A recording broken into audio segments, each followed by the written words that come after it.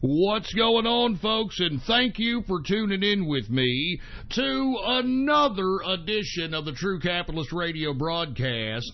And, of course, I am your host, the man they call Ghost. And once again, folks, I want to thank you all very much for tuning in with me. This is episode number 575. Episode number 575 for all the folks that are keeping up with the True Capitalist Radio broadcast. This is June 4th, 2018.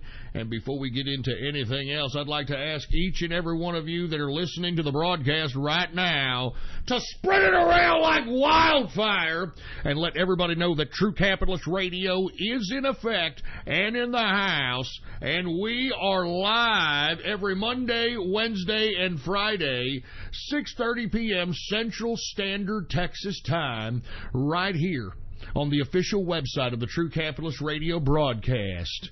And it is ghost.report. It's as simple as that, baby. You type that in your browser, and that's how you get to the original stream of this broadcast, however you're listening to it, whether it's live or in the archive. Ghost.report is the official website of the True Capitalist Radio broadcast. So spread that link around like wildfire. Spread that link around like wildfire, baby. And let everybody know that True Capitalist Radio is in effect and in the house. All right? And by the way, if you have not done so, please follow me on Gab, which is the last bastion of freedom of speech in social media today. And you can follow me on there under the name Politics Ghost, all right? Politics Ghost, all one word, no underscores. Politics Ghost. And I want to say what's going on to everybody right now in the True Capitalist Radio chat room. And for you folks that want to take part and kick back with us in the True Capitalist Radio chat room, all you've got to do is go to my Gab account right now, Politics Ghost, all one word, no underscores, and hit the subscribe button for premium content. All right, it's as simple as that. Go to my Gab account right now and hit the subscribe button for premium content. And once you do, private message me on Gab with your Discord chat name, and I will be sure to give you a private invitation to the True Capitalist Radio chat room. Now that we got that all out of the way, folks, it is Monday. I hope you don't have a bad case of the Mondays, folks. We got a lot of things to talk about today. First and foremost, before we get into the crypto and the stock market reports, I want to talk a little bit about Bill Clinton. Now, did you all see the interview that he gave last night, for heaven's sake? I forgot what news organization he gave this interview, but I mean, the reason that he's being interviewed is because he's got a book now. Oh, that's right. He's got a book now, for Christ's sake. Hey, how you doing? I'm Bill Clinton, and I've got me a book, and I want you all to buy it. That's right, baby. And by the way, I'm going to unzip this, and you think you can suck it or something? Come on, I'm going to jiggle it around. I mean, give me a goddamn break. Did you all hear Bill Clinton, Slick Willie? Did you all hear what he had to say last night? Now, I want to be honest with you, the interviewer who was interviewing him actually gave him some pretty good hardballs, to say the least. Whoever the interviewer was, props to that gentleman right there. By the way, he happened to be black, the interviewer, so, I mean, I guess whoever the network was thought that they could be able to put a black interviewer with the supposed first black president and thought that was going to go kosher. It didn't. So, as a result, Clinton had to answer for some things, and you know what's funny? This idiot is trying to claim that he's the victim now. He's the victim of preying on a 20-year-old intern in the 90s. Now he is the victim. Can you believe this? You don't understand. I was hurt just as much as those women were hurt. And me too. It's long overdue, baby. But I'm telling you right now, I had not had sexual relations with that woman, Miss Lewinsky. Shut up, man! These Clintons never take responsibility for anything. And, once again, that's the basis of Democrats, of liberalism, of leftism. No personal responsibility for anything.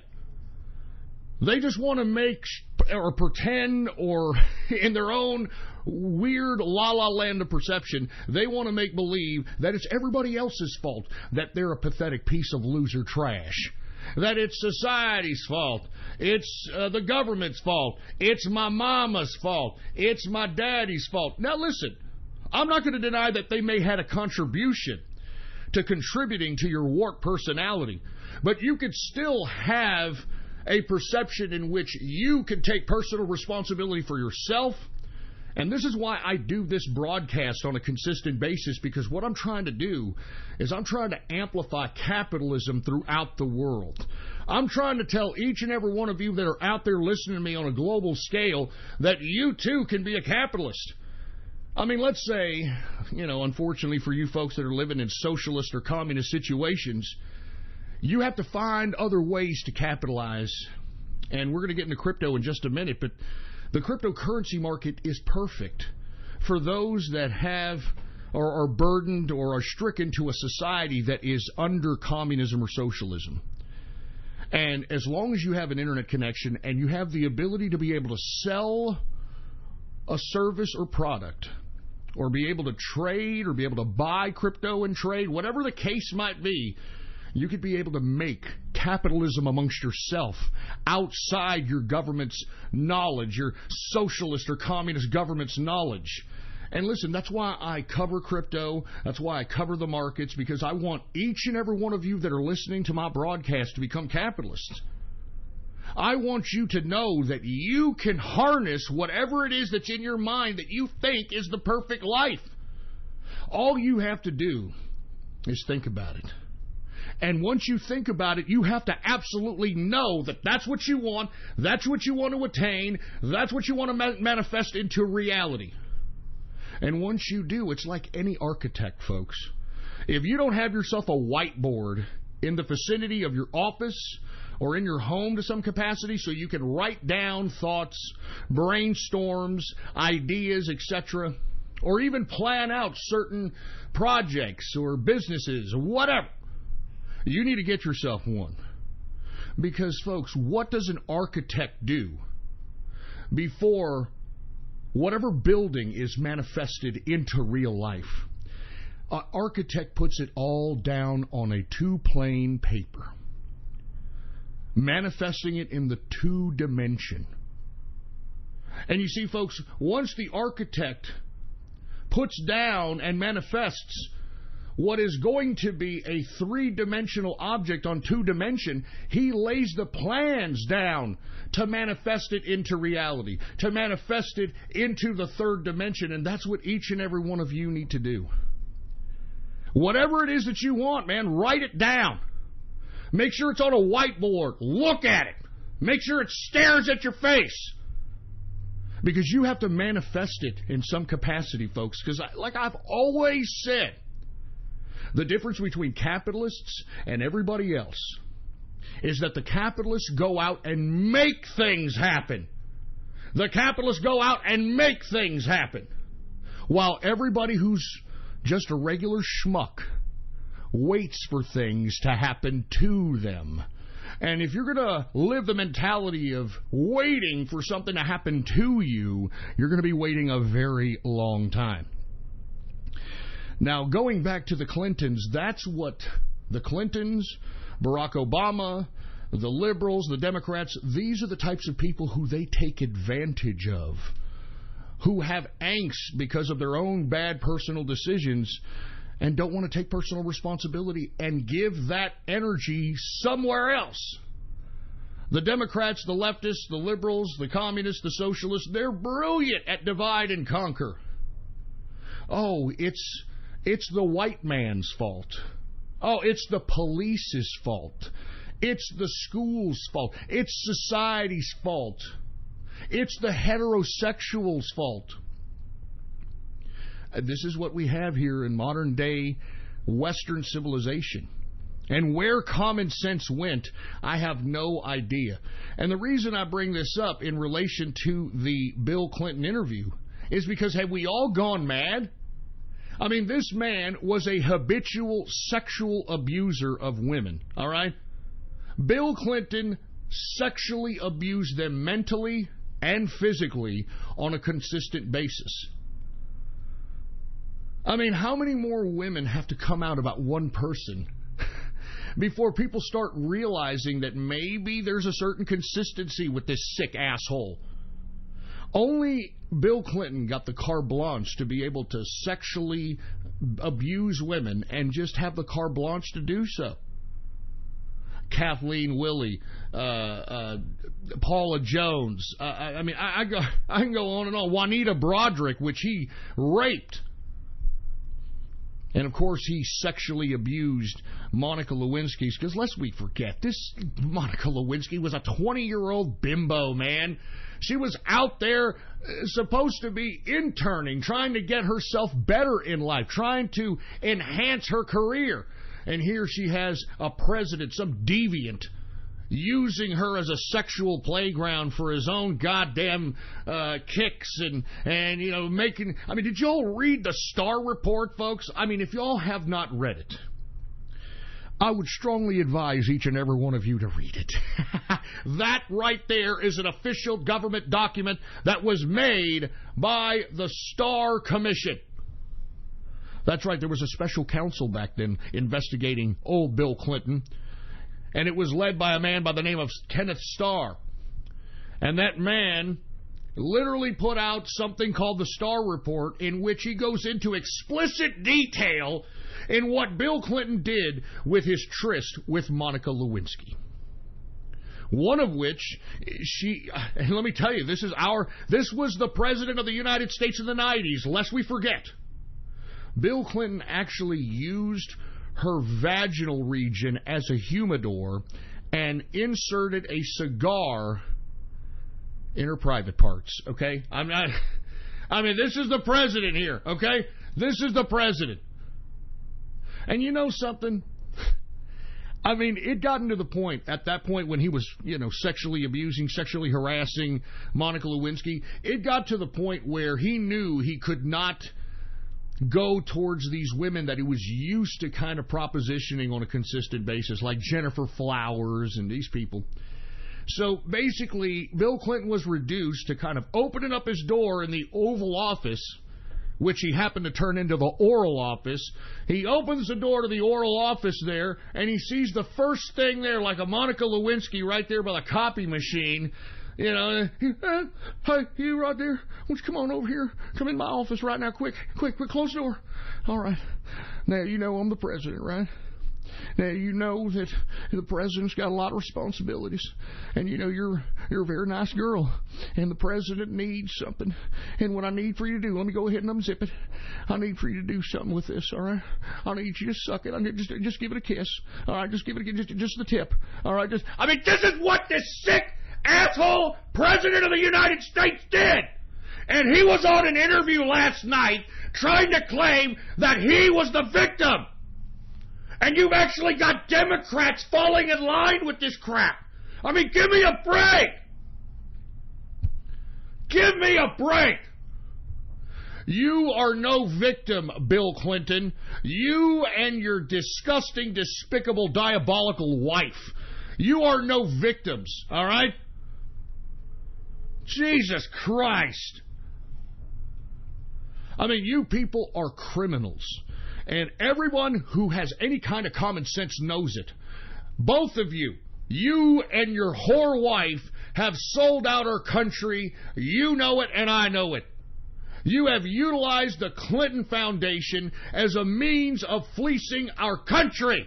A pay-to-play operation that should be investigated, as opposed to this ridiculous witch hunt that Robert fucking Mueller is conducting on our president. We all know about the pay-for-play as it relates to the Clinton Foundation. And yet nothing has been done about it. These people used our country to make themselves rich. They sold out our foreign policy. They sold out open raids on our tax system. They sold out everything so that they could fatten their goddamn bureaucratic pockets. And now you've got Bill Clinton and Hillary Clinton talking garbage about how they're victims, for Christ's sake. Oh, my God. I'm telling you right now, this is unbelievable. Unbelievable. Anyway, I don't want to talk about these stupid pieces of low-grade trash called the Clintons. They are a thing of history, and anybody thinking of goddamn voting for their stupid daughter, who is not the goddamn daughter of Bill Clinton. We all know that's Ron Hubbell's daughter. You could put a picture side by side with Ron Hubbell and Chelsea Clinton. It's the exact same face. Even though Chelsea Clinton tried to, get some plastic surgery done, we could still see that Ron Hubbell face. Good God! And by the way, Chelsea Clinton was actually ambushed with a camera while she was signing books. And they went up to her and said, how does it feel to be L. Ron Hubbell's, or excuse me, that's the Scientology guy, sorry, Ron Hubbell's daughter. How does it feel to be Ron Hubbell's daughter? And she smiles like a psychotic fucking, Prozac overdose and says, I'm really proud to be my parents' daughter, okay? I'm very proud of being my parents' daughter. Jesus Christ. Anyway, and oh yeah, by the way, before I move on to the cryptos, also, he claimed, I'm talking Bill Clinton, that the media gave Obama a break. Man, he's throwing his own boy under the bus, although it doesn't surprise me, folks, okay? The reason, I want to be honest, the Obamas and the Clintons, they never liked each other, man. Their whole bond was political. Their whole bond was political. That's it. I mean, lest we forget that the injection of racial politics, if we turn back the history books and we turn back the hands of time, I should say. If you go back to 2008, during the South Carolina primary of the Democrats, it was the Clintons that initiated the racial overtones to the whole idea of campaigning for president. And you can pinpoint it to that time in history. It was the 2008 South Carolina Democratic primary in which the Clintons tried to turn Obama into the ghetto candidate. Now, instead of it working for them and turning Obama into the ghetto candidate, what happened is that it infuriated the blacks, and then it created a whole new racial component to politics that hasn't gone away ever since. And Clinton, you have the audacity to say that the goddamn media took it easy on Barack Obama. They took it easy on you, you sick, sadistic, sexual abuser piece of goddamn garbage. Are you kidding me? I mean, good God, you got away with all kinds of crap. I mean, you were obviously slipping your sausage in anybody that would give you an orifice. I mean, countless times I saw herpes simplex sores on your lips, and we just had to pretend that, he's got a mouth sore, he's allergic to pizza sauce or some shit. I mean, give me a break! I'm telling you, man, this goes to show you that these Democrats don't stand for anything. They don't stand for anything. They don't even stand for each other. They have no loyalty. They're pieces of garbage, man. And that's all I've got to say about it. I'm not going to give any more time to this goddamn Bill Clinton or the Democrats. They make me sick. All right? Let's go ahead and talk about cryptocurrency. I'm sure that's what everybody wants to talk about right now. Now, as I have said time and time again about the cryptocurrency markets, that everyone should keep an eye on the U.S. dollar index spot, okay, or the U.S. spot index. Now, the reason that you want to look at the U.S. dollar spot index is because it is an indicator on whether or not cryptocurrency is going to go up or down. Now, we've been in a bull run in the U.S. dollar for the past, I would say month, maybe going into a month and a half. And as a result, we've seen cryptocurrency prices go down, down, down, down, down. So down, in fact, that we had hit a market capitalization in cryptocurrency at $305 billion. Okay?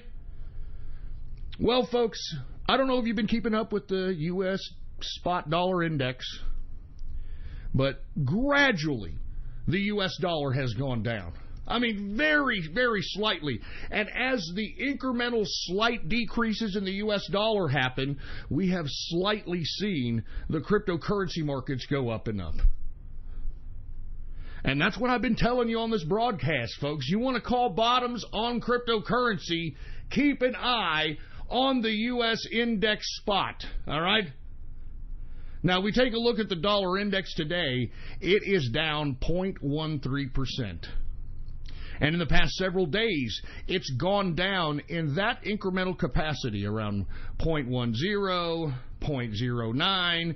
Today it's 0.13. And as those little incremental chunks come off of the dollar spot index, it's added to the cryptocurrency markets. So that's why I keep telling each and every one of you that are listening, especially during the cryptocurrency market hour, is that you need to keep an eye on that U.S. dollar. The U.S. dollar goes up, crypto goes down. All right? U.S. dollar goes down, crypto goes up, baby. It's that goddamn simple, and you know what? You're welcome. So with that being said, let's go ahead and take a look at the current market capitalization for cryptocurrency right now. The market capitalization for crypto is $336 billion market capitalization. $336 billion. So once again, when we hit the bottom of the cryptocurrency market cap, it was at $305 billion. And as we started seeing gradual increases in the dollar, we saw it reflected here in the cryptocurrency markets. And that's what's happening. That's what's happening now. Now, with that being said, we are seeing a contraction because, we haven't seen that much shaved off of the dollar's value. And we're not going to. And as I stated, folks, we've got a lot of situations going on in the fiat currency markets right now. We've got a situation in Italy, which is the third largest bond distributor, who could potentially go default, which could not only infect the complete EU into a potential economic tragedy, for a lack of a better term. I mean, it could go into a Great Depression. But the contagion of the bonds of Italy going defunct could spread throughout Europe, Asia, South America, a little bit into the United States of America, because who's buying those bonds, right? Who's buying those goddamn Italy bonds? I'll tell you who's buying. It's banks, central banks, institutions, financial institutions all over the world. So we have that going on. We've got fiat currencies literally degrading all across the country, or all across the world. And right now, the U.S. dollar is king, baby. The U.S. dollar is king, and because the U.S. dollar is paired with cryptocurrency, if U.S. dollar is going to continue to be king, we're going to continue to see these decreases in crypto. So with that being said, let's take a look at some of these crypto. It's a lot of red out here. But once again, hold, baby. We don't know how long the U.S. dollar is going to continue to be valuable. There are some things that could potentially decrease it. For instance, if the EU, the European Union, decides that it's going to trade with Iran, Iran wants it to exclusively buy its oil with euros as opposed to the U.S. petrodollar, which could definitely cause some contraction in the U.S. dollar. So there's a lot of factors to factor in. That's why you always got to keep up to the date, baby, with everything, man. That's why you come to the broadcast and listen to the Financial Hour, baby. Anyway, let's get to Bitcoin. All right, BTC is the symbol. All right, Bitcoin market capitalization for Bitcoin is $127 billion market cap. The circulating supply is 17 million in circulation. In the past 24 hours, it has gone down 3.04%, 3.04% in the negative. Current price for Bitcoin is $7,488.14. All right. Now, I want to be honest with you. I don't like Bitcoin. It was the original kid on the blockchain. I get it, but there's a lot of other coins that blow this out of the water. Now, the only reason that we're going to continue to see increases, I think that the highest that we'll ever see it is probably around, and this is if an over speculation happens, in proportion with the decrease in the dollar or some type of hype that's going on with Bitcoin. I could see it going possibly as high as 15, but I don't think that we'll see it as high as 13. And the only reason that we're going to see this increase is because, as I've stated, anybody you ask about cryptocurrency, the first thing that comes out of their mind is Bitcoin. Bitcoin is at the top of mind when it comes to referencing cryptocurrency, and to be honest with you, that's all it takes to continue to sustain the continuity of Bitcoin itself. So, do I see some increases from where we're at on Bitcoin? Absolutely. Am I a long-term investor on Bitcoin? F no. Fuck no. All right, no way. A lot of other coins out here to be choosing from. Better transaction fees, better transaction times, safety, security, etc. Okay? But still, if you want to make a play, just keep an eye on it and, make your money moves, baby. Anyway, let's go ahead and take a look at Ethereum. ETH is the symbol. Current market capitalization for Ethereum is $58 billion market capitalization. The current circulating supply is 99 million in circulation. That's a lot in circulation, man. In the past 24 hours, Ethereum has gone down 4.89%. The current price for Ethereum, symbol ETH, $589.45. I think there's some room to grow on this one for the short term as well, folks. I mean, keep an eye on this one to go up. And as I stated, here in the short term increase, we saw it to go as high as about 700. The highest it's been is at around 1150, I believe, 1,150. And if we were to able, by some chance, to reach those heights and surpass the all-time high, then the sky's the limit. But I don't see this going any higher than $2,000 at best. And that's based on the circulation. I mean, that's a lot of circulation there, man. I mean, 99 million. And by the way, the other reason I don't like ETH is because it doesn't seem like it's ever going to stop mining itself. I know that they're having an initial proof of work to initiate the first distribution, whatever number that is, of Ethereum. And then at some point, we're going to see a proof of stake being implemented in Ethereum. So, and once again, there is no goddamn number on when the final circulation is going to be for Ethereum. So that's what, I mean, just invest in it for the short term and make trade. That's the only reason I'm covering these damn things. And they are the big kids right now on the block. So you have to give them their due. In the past 24 hours, Ethereum has gone down 4.89% decrease. Current price for Ethereum is $589.45 per Ethereum. Okay? Let's continue to Bitcoin Cash. Now, what did I tell you all about Bitcoin Cash, folks, especially during the last contraction, which was about maybe a week ago? We saw it go down as low as the high 700s. The high 700s on Bitcoin Cash. And I said, hey, you might want to check this one out. This one's going to run. Whenever we see a contraction in the U.S. dollar, this is going to run, folks. Everybody likes Bitcoin Cash right now as an alternative for Bitcoin. Once again, faster transaction times, lower transaction fees. It's basically Bitcoin but better. That's why they called it Bitcoin Cash. And like I said, it would be a feasible alternative to fiat if it doesn't go over $2,500 or $3,000 a crypto.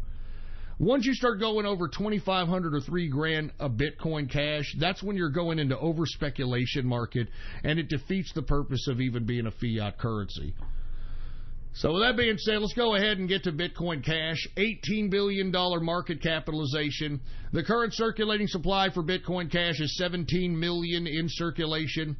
In the past 24 hours, Bitcoin Cash has gone down 6.43%. And let me tell you, it went as high as $1,200 in the past couple of days. But since the U.S. dollar is not contracting as rapidly as many of the investors in the crypto markets would like, it's kind of stagnating at around the current price, $1,104.04 per Bitcoin Cash. Let's go ahead and take a look at EOS. Now, folks, like I said, June is do or die for EOS. They're releasing their mainnet this goddamn month of June. And if it works, well, then obviously we could see this pop off to a considerable amount of money, maybe $20-25 plus. If it doesn't work, I plan on seeing EOS sink to the ground. So we shall see if it's going to be a winner or a loser.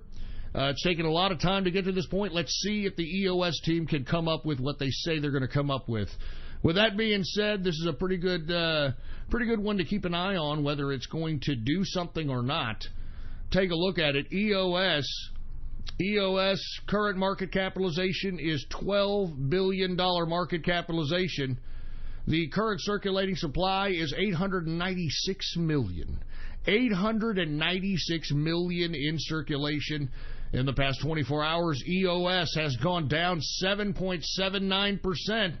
Current price for EOS, $13.49. Good God. Good God. Let's get to Litecoin, folks. LTC. This could also be another feasible alternative to fiat, but once again, what did I tell you about the creator of this coin, Charlie Lee? A complete autist tard who can't keep his yap shut on Twitter. Hey, Charlie Lee, shut the fuck up! Anyway, Litecoin, LTC, current market capitalization is $6.7 billion. All right, the circulating supply is 56 million in circulation. In the past 24 hours, Litecoin has gone down 4.87%. Current price for Litecoin, symbol LTC, $119.42. All right, let's continue going. Who else do we have here? We got Dash and Monero. Let's get to Monero first because it likes to what? Run. It's a pattern or swing trading play, baby. Monero, XMR, current market capitalization is $2.5 billion market capitalization. The current circulating supply for Monero is 16 million. Well, I'm counting 1 million extra there. Sorry. 16 million in circulation for Monero. In the past 24 hours, Monero has gone down 5.91%. Current price for Monero, $159.80 per Monero. Now let's get to Dash, baby. I like Dash. Once again, I think this is a good time to buy considering we've been seeing levels at the high 200s.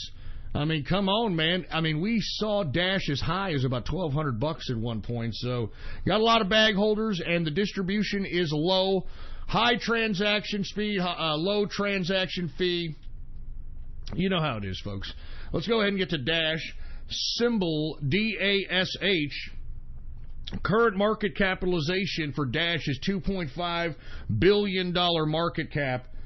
The current circulating supply is 8 million. That's it. 8 million in circulation for Dash. In the past 24 hours, Dash has gone down 4.66%. Current price for Dash, folks, $316.02 per Dash. All right, we're going to continue going, folks. All right, I'm only going to take a couple more, and then we're going to move on with the broadcast because we're seeing nothing but red, and I'm pretty sure everybody out there in the cryptocurrency market are like, we get it, Ghost, it's red, shut up! So, let's go ahead and go to Quantum, folks. Now, once again, it is my and the Inner Circle's biggest holding. Symbol is QTUM. Now, the thing about this particular crypto, folks, is that it's got all the deals. It's got all the technology. I mean, it is dominating the Asian cryptocurrency market. If you take a look at the exchanges out of Korea, out of China, they are coupling Quantum with other cryptocurrencies to trade. Because traditionally, if you go to an exchange, you have to have either Bitcoin or Ethereum and exchange for whatever crypto that you want based on those pairings. Well, in Korea and in China, they are pairing it up with Quantum. Now, what Patrick Dye and the Quantum crew is planning on doing is they realize that they're continuously adding on partnerships and expanding their technology, and yet the market is failing to notice the value of what's going on here with Quantum. So what they're planning on doing is they just released they're going to go into a full-fledged marketing campaign for quantum, and they're going to try to make sure that everybody in the cryptocurrency investment community knows about quantum, its technology, its partnerships. So at any moment, we should see quantum, symbol QTUM, go all the way up. I'm just saying, folks, I'm telling you, man, just do your own research. Quantum and their technology blows all these other coins out of the water. It is also a proof of stake coin, folks. So that means for however much quantum you hold in your Quantum Core wallet, quantum will pay you quantum for holding it. Proof of stake. Unbelievable. And by the way, folks, all the airdrops that are happening for quantum, because what is happening right now, quantum is its own token. For instance, Ethereum, you have a bunch of Ethereum-based coins. ERC20 is the token that is Ethereum-based. Well, so does quantum. Quantum has its own token, QRC, and it is starting to allow its tokens to create other coins, and those coins are airdropped right into your goddamn Quantum Core wallet. I'm talking Bodhi has been dropped. Bitcoin Unlimited has been dropped. I mean, you're just getting free money just for holding quantum, for heaven's sake. And the reason is because of the QRC20 token, man. So with that being said, folks, this is a great investment for the long term. Just based on the circulating supply, the technology, the trajectory of this particular coin taking the same pattern as Ethereum is fucking so probable. I'm waiting for it, baby, all right? I'm waiting for it. I'm salivating waiting for it because I know, and each and every one of you that listen to my broadcast knows, that the value in cryptocurrency is technology. Technology. Hands down. And quantum's got it, baby. QTUM is the symbol. Current market capitalization is $1.2 billion market cap. The current circulating supply for quantum is 88 million in circulation. In the past 24 hours, quantum has gone down considerably with all the other coins. It is down 7.03%. That means it's buying time, baby, all right? That means it's buying time. Current price for quantum, a whopping cheap buy price of $13.70 per quantum. And I'm going to get to the last coin, and we're going to move on, folks. Zcash. That's right, Zcash, symbol ZEC. The current market capitalization is $952 million market cap. The current circulating supply, very low, 4 million in circulation. In the past 24 hours, Zcash has gone down 8%. Yeah, man, it's raining red right now. Current price for Zcash, symbol ZEC, $234.24 per Zcash cryptocurrency, all right? Now, let's go ahead and get to some stocks, folks. Now, stocks are going up based upon the growth optimism that's happening. I mean, you take a look at what the numbers that came out for jobs on Friday, 230,000 jobs for the month of May. Huh? I mean, are we living the Make America Great Again economy or what? Woo! Thank God Trump is president. And that's why we're seeing nothing but great numbers in the stock market. Look, not even these tariffs that the president has implemented on the European Union, Canada, Mexico, and potentially China can shake the amount of economic prosperity that's coming into this country, folks. All right? That's why you've got people optimistic on Wall Street, even amidst these potential quote-unquote trade wars. And let me explain something one more again, because I know there's a lot of people that may be getting fear-mongered by the goddamn media because, oh my God, we're going to start a trade war. We're going to start a trade war with our allies. And all this shit. You had fucking the Prime Minister of Canada today come out and say, I am really disappointed that the United States thinks that our trade relationship is something of national security, and we don't like it. Well, you know what? Tough titty, Trudeau. All right? Tough titty to everybody that doesn't like the fact that the United States is going to give tariffs for aluminum and steel. And if you don't like it, well then tough titty. What did you arrogant countries think? That we're going to continue to just give you this imbalanced trade deal until we no longer have any more credit so that we can continue to spend? Because, folks, this has been my biggest criticism ever since I started this broadcast 10 years ago. These imbalanced trade deals. I mean, during Obama, folks, we didn't produce a goddamn thing. The only thing we produced was cheeseburgers and entertainment. And now we've got a president that understands the emphasis of production.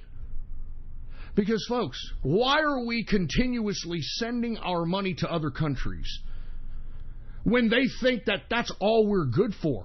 I mean, just by their mere reactions to the fact that we're just putting tariffs on two commodities, steel and aluminum. Because of that, each and every one of these people that are supposed to be our allies are coming out as if we just farted on their best Sunday suit. And they're acting that way because they think that we're stupid. They think that we're ignorant. They think that we're just nothing more than a cash cow. And by God, we're not the stupid country anymore, you idiots. And how do you think? Can somebody explain this? Can some economics teacher explain this? How do these goddamn countries think that they have us by the balls when they're the ones that have a surplus on us? I mean, we have deficits with each and every one of these countries that are bitching and moaning about us renegotiating our trade deal, about us putting tariffs on steel and aluminum. How come these morons think that we can't renegotiate our trade deal to a more fair trade level? Are we just supposed to continue to give $200 billion in deficits on an annual basis in trade to the European Union? Are we supposed to just go ahead and give $90 billion in deficit trading to Mexico? Are we just going to continue to deficit spend on an annual basis to Canada? Are we going to continue to spend $600 billion, $100 billion with a B, $600 billion on an annual trade deficit basis with China? I mean, just imagine, those are hardcore numbers, baby. That's $1 trillion. We're spending $1 trillion making other countries rich. And when we try to renegotiate these trade deals, these arrogant assholes think that we're just supposed to just shut up and keep spending like a bunch of lab rats. Well, fuck you, the EU, and fuck you, Canada, and fuck you, Mexico, and fuck you, China. All right? We're not the stupid country anymore. Just because you bought out our goddamn politicians in Washington, D.C., and they enacted laws, they passed taxes for this kind of garbage to be legal in this country, doesn't make it right, and that's why the United States people are now politically aware, and we're not going to let you morons pull the wool over our eyes again. And that's why you got these goddamn Eurocucks and everybody across the globe pissed off, because as I stated, these tariffs that the president has implemented has thrown sugar in the gasoline tank of globalism. You know, Jacob Rothschild came out yesterday. Believe it or not, I saw the headlines. Jacob Rothschild came out yesterday and said Trump is threatening the continuity of the New World Order. You're goddamn right. What did I tell each and every one of you back in 2010, 2011? I said that the capitalist revolution will rise, and these goddamn globalists will have to deal with us. Do you understand that? You will have to deal with us, and if you don't, we will be the biggest thorn in your goddamn globalist ass that you've ever seen come across this side of history, boy. Do you understand me? Do you understand me? These fucking globalists think they fucking own us? Huh? Nobody owns me, you piece of crap! I'm a capitalist! I'm a goddamn capitalist, do you understand? I'm a... damn it! I'm a fucking capitalist! Dad! I'm a goddamn capitalist, do you understand me? Do you fucking... Dad! Dad! Do you understand me? We, the American people, are politically awake, you globalist scum! And we represent capitalism! We represent freedom! We represent the individual, you stupid pieces of crap!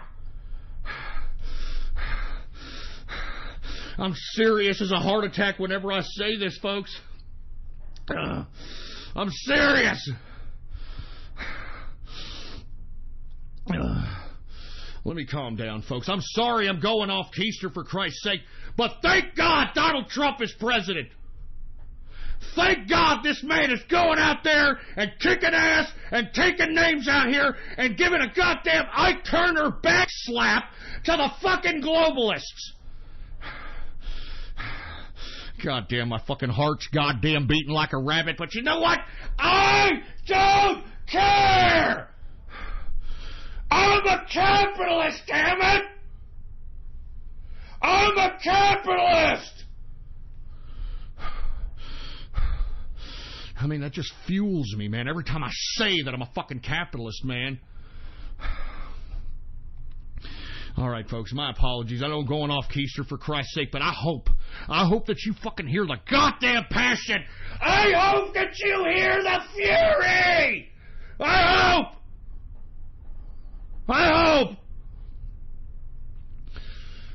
All right. We're getting to the goddamn stock market, all right?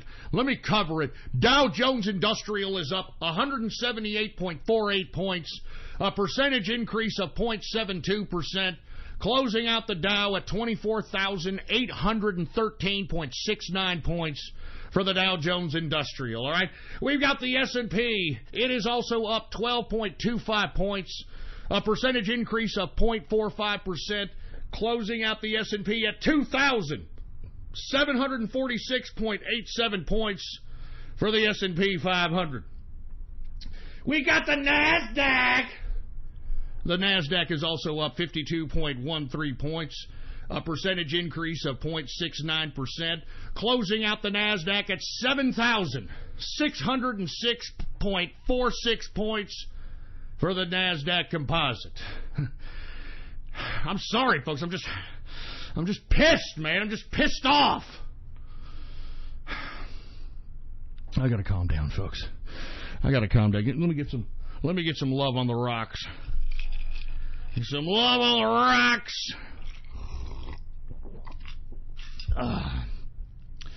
Oh, some good stuff. All right. Let's go ahead and talk a little bit about some commodities here, okay, folks? Now, commodities, we saw a little bit of a slight increase in energy after some major dippage. Let's go ahead and take a look at it. Energy, WTI sweet crude is up 26 cents, a percentage increase of 0.40%, closing out WTI at $65.01 per barrel of WTI sweet crude. We've got Brent crude also up 17 cents, a percentage increase of 0.23%, closing out Brent crude at $75.46 per barrel of Brent crude oil. We've got gasoline also up 0.26%. Natural gas is down 0.24%. Heating oil is up 0.08%. Let's go ahead and get to the metals, shall we? The metals! Let's get to the goddamn metals! We've got gold is down today, $1.40, a percentage decrease of 0.11%, closing out gold at $1,295.90 per troy ounce of gold. We've got silver. It is also down a penny today. All right, percentage decrease of 0.04%, closing out silver at $16.43 per troy ounce of silver. We've got copper up today, 0.06%. We've got platinum down today, 0.08%. Let's go ahead and get to agriculture, shall we, folks? Let's go ahead and get to agriculture. Grains, corn is down 0.07%. We've got wheat up 0.40%. We've got oats down 0.62%. We've got rough rice up 0.22%. Soybean up 0.02%. Soybean oil down 0.19%. And canola is down 0.02%. Let's go ahead and get to the soft, shall we? Now, remember when we talked about the situation in Africa and how it was affecting the cocoa prices? Of course, cocoa being the base for chocolate. And the reason that we're seeing some disturbances in Africa is why? Ebola, Ebola, Ebola, Ebola, eh. Anyway, those prices have since come down, folks. Cocoa is down 4.35% decrease on the day. Good God! We've got coffee. Hey, dude, just don't talk to me unless I have my coffee. You hear me? Oh, don't have me. Oh, my coffee. Oh, please. Shut up, you faggot! Anyway, we've got coffee down today, 1.02%. We've got sugar! Sugar is majorly down. It is down 4.95%. We've got orange juice also down 0.06%. We've got cotton, Cotton, it is down 1.54%. Lumber is down 0.88%. Rubber is down 0.21%. And ethanol is down 0.49%. It's down 1.49% for ethanol. Let's go ahead and get to livestock. Hold on, before I do, let me get another drink of the Love on the Rocks, because it feels so good, man. It's good stuff. All right, let's get to livestock. We got live cattle down today, 1.13% decrease on the day for live cattle. We've got cattle feeder down today, 1.01%. And before I start getting into the lean hogs, I want each and every one of you to remember that we are trying to sustain the continuity of the ham bone movement. And I'd like for each and every one of you, whenever you see a fat, slovenly, disgusting fat body with back tits and thunder thighs and all that nonsense that are rolling around in a hover-round, whether it's in a shopping center, a shopping mall, or a grocery store, I'd like for you to just roll by, just kind of walk by these fat pieces of loser garbage. All right? Don't confront them. Just go by and go, ham bone.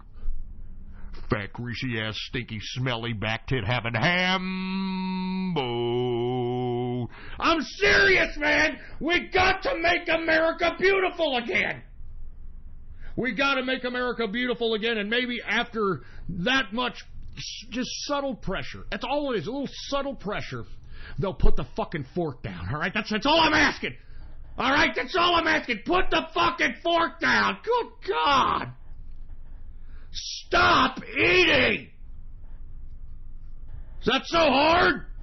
Jesus Christ. Anyway, lean hog is down 1.11% decrease on the day. And that, my friends, is the markets for your ass, all right? Jesus Christ. Oh, my God. What a Monday it has been, all right? Let me go. I mean, I'm already done with this. I guess I'll eat an ice cube. See, I got teeth. Faggots. And for all those that are asking, what the hell are you talking about, Ghost? These morons out here think that I'm some old idiot without any teeth, that I'm in a wheelchair, and all this other garbage. You know, shove it up your ass, all right? Ain't nobody doing that. Nobody doing none of that, all right? Sit over there and shut up. Now, I really hate to get into this part of the broadcast, but, you know, it's a necessity, folks, because I need people to kind of spread the word about the True Capitalist Radio broadcast. Now, I would like to let everybody know that we're about to enter into the shout-out, the shout-out component of the broadcast. Now, what we're going to do is we are going to take shout-outs from the chat room first. We're going to take chat room shout-outs first, and once we do that, we're going to go right to the Gab shout-outs. And if you want a Gab shout-out, all you got to do is go to my Gab, Politics Ghost, and like the first post that states, True Capitalist Radio is now live. Listen in. All right? True Capitalist Radio is now live. Listen in. If you can go ahead and hook that up, I'll give you a shout-out here in a minute. Now, before we get into anything else, hey, engineer, do we have any chat room shout-outs by any chance?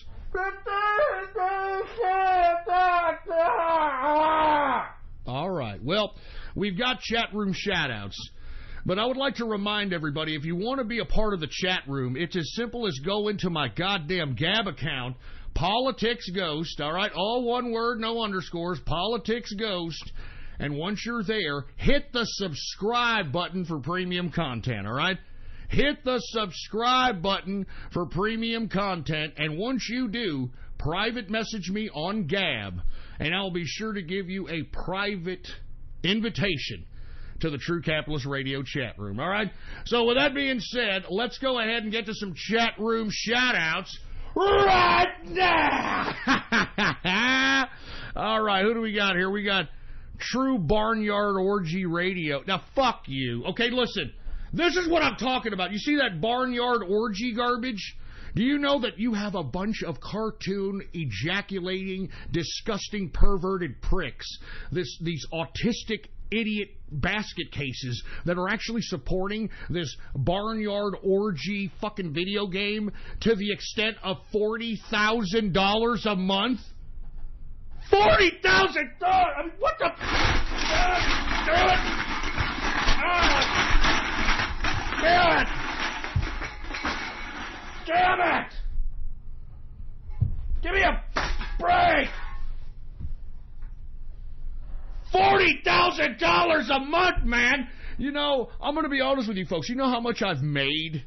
10 years doing this fucking broadcast. You know how much I've made? I've made the equivalent of a manager of a Whataburger burger joint in 10 goddamn years of doing this broadcast, and you've got some sick, twisted, enemy cartoon orgy video game? Getting 40 grand a fucking month? I mean, good.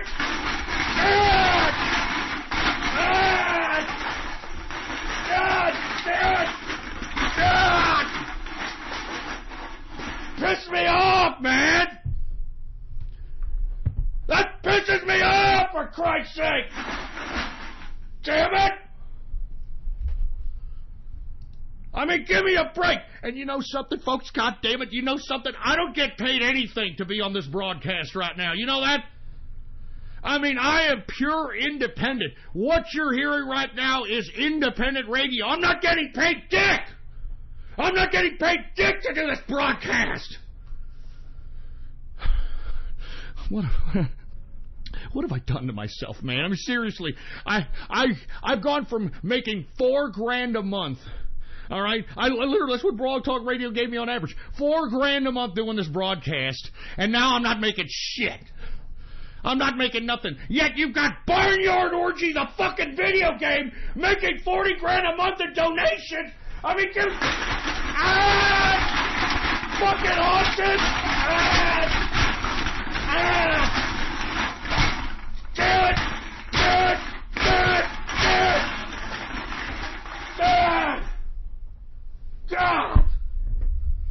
God damn it! Now I'm gonna fucking mess over this fucking place! I gotta fucking mess all over this fucking place! But it pisses me off because I get no kind of fucking appreciation for this fucking show! That's all I want is a fucking appreciation for doing this fucking show!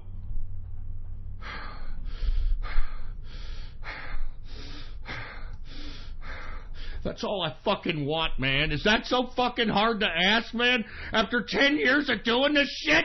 Is that so goddamn hard to ask?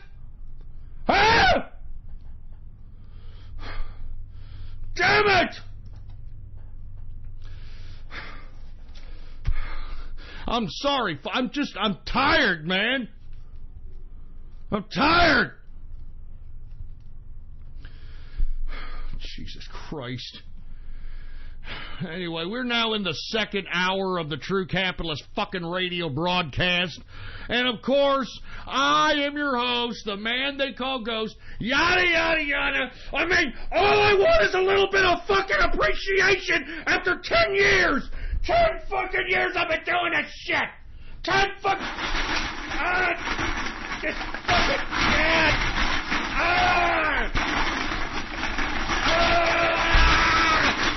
Fucking 10 years!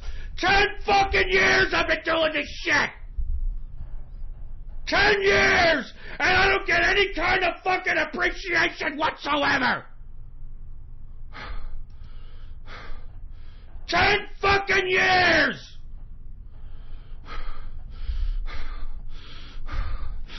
10 fucking years, man! God damn it! Oh, God! 10 years of no fucking appreciation, man. 10 fucking years, man. I've been giving you my fucking heart, my soul, for Christ's sake, my tears, my sweat, you fucking people! Do you understand? 10 fucking... 10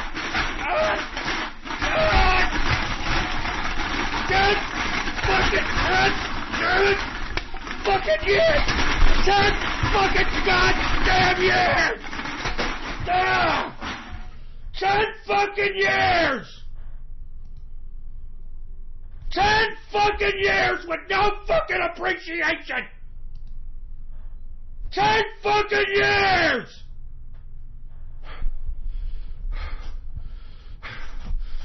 Fucking pissed, man! I'm pissed! I'm pissed! God damn it! Oh! My fucking drink, man.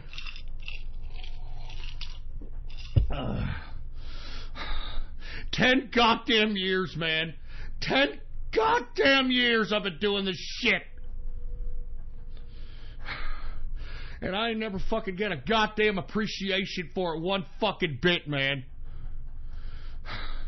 Not one goddamn bit, man. You know what I got? I got a bunch of autistic goddamn ass retards demanding that I bring back this fucking radio graffiti, for Christ's sake.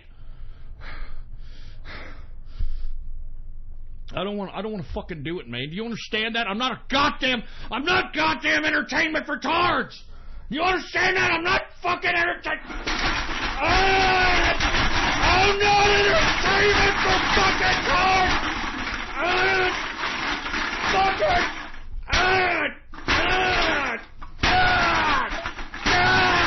Damn it! I'm not entertainment for tards, man. I'm not entertainment for tards.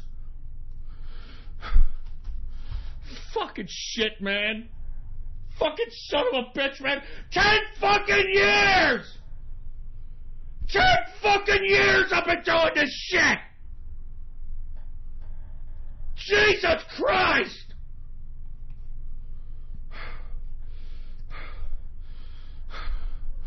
Jesus Christ, man. I'm just so fucking pissed off, man. Just so goddamn freaking pissed off. I'm just so goddamn shit all over the fucking place, man.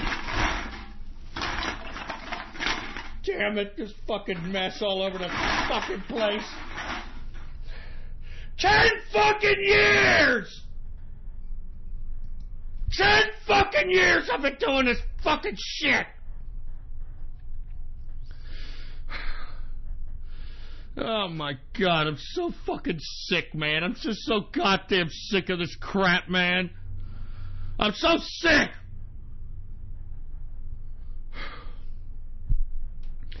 I'm sorry, goddamn it, folks. I know it's. I got look at these production notes.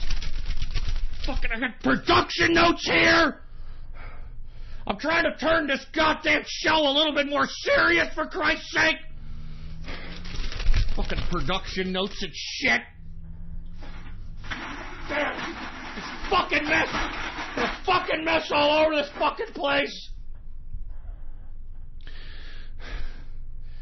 I'm done, man. I don't even know what to do, man. You guys out here, man, 10 fucking years!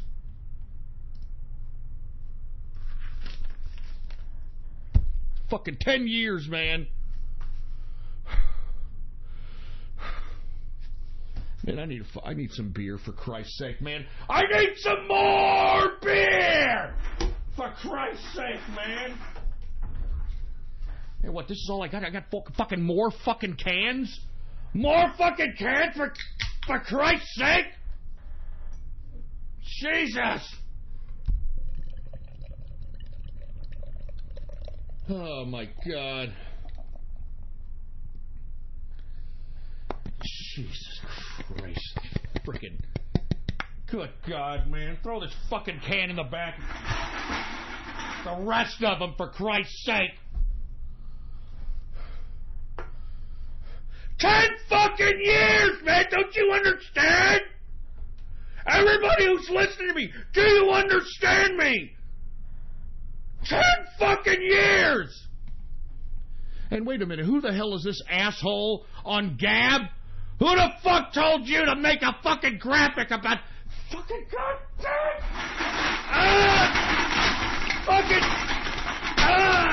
fuckers, man? You fuckers!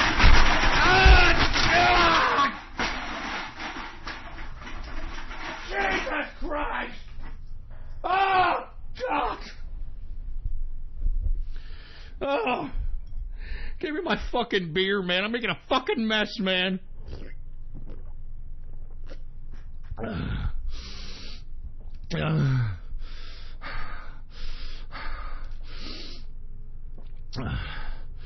I'm just gonna calm down, man. I'm sorry, folks. I'm so goddamn sorry, man. I'm so goddamn sorry. I don't even want to do the show right now. I want to be honest with you. I don't want to do the show right now, man. Fucking making fun of me on fucking Gab. And fuck you on Gab! Fuck you! Fuck you!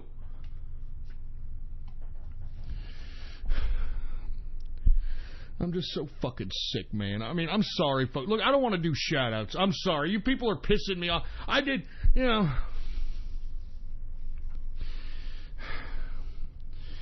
I'm just so sick, man. I'm...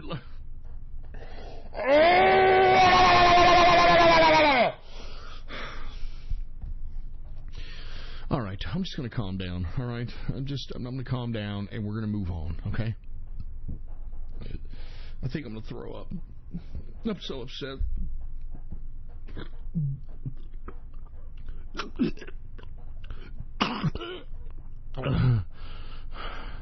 Hold on, I chunked it down. All right. I mean, look, my stomach hurts. Look, I don't give a shit, man. I mean, 10 years! 10 fucking years! And, oh, it fucking feels bad, man. Look at that. Look at my Gab. They're trying to...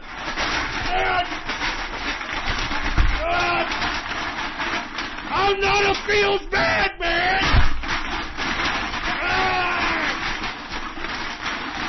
I'm not a fucking feels bad, man! Jesus Christ! I'm not a feels bad, man, you fuck! All of you on Gab, fuck you! Alright? All of you on fucking Gab, fuck you! Fuck you! Fuck you, you fuck! Fuck you! I'm not a feels bad, man! Fuck you!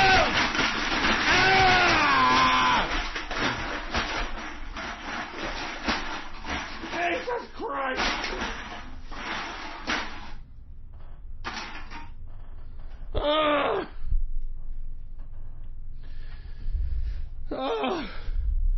Fuck you, Uncap! Fuck you!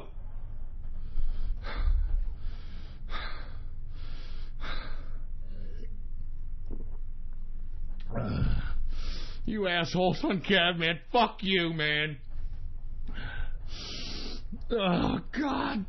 I was trying to make this show serious, for Christ's sake. Look, I'm going to get done with the goddamn shout-outs and that's it. I might even be done. I might even be gone after the fucking shout-outs. I'm so goddamn pissed off, man. Oh.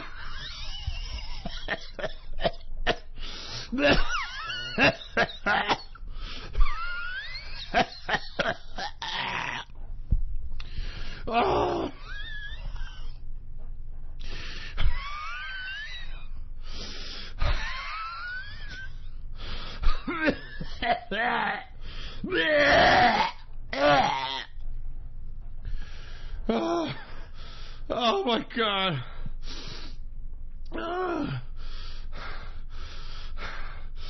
I mean, I'm sorry, man. I'm so fucking pissed off, man.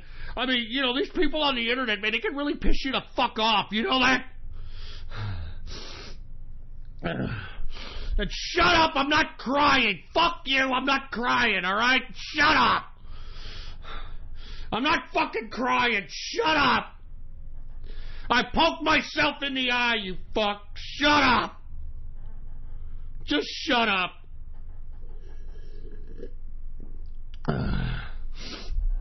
Okay. I'm gonna calm down now, right? I'm gonna calm down. Okay. Let me move on with the goddamn chat room shout-outs, for fuck's sake, man. I mean, good God, what a goddamn carpet munching Monday this fucking son of a bitch has turned into now. Holy dog shit!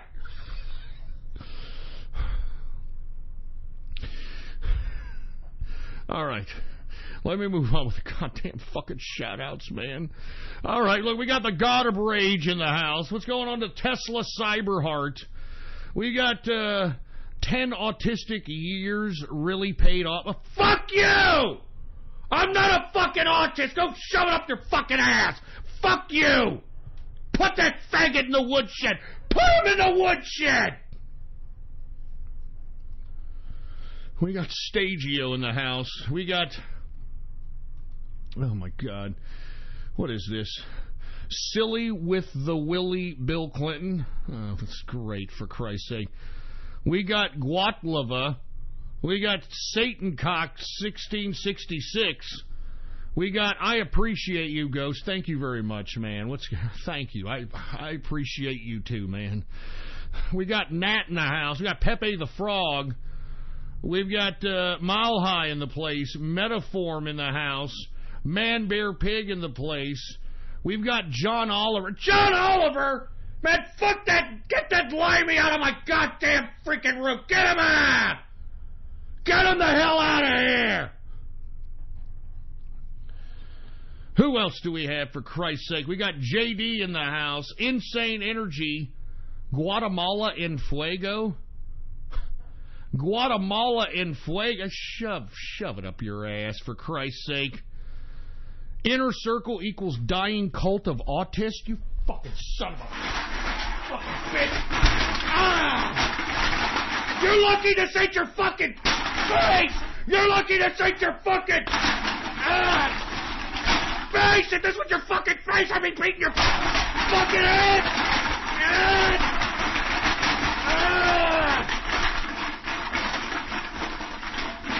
Damn it. Fuck.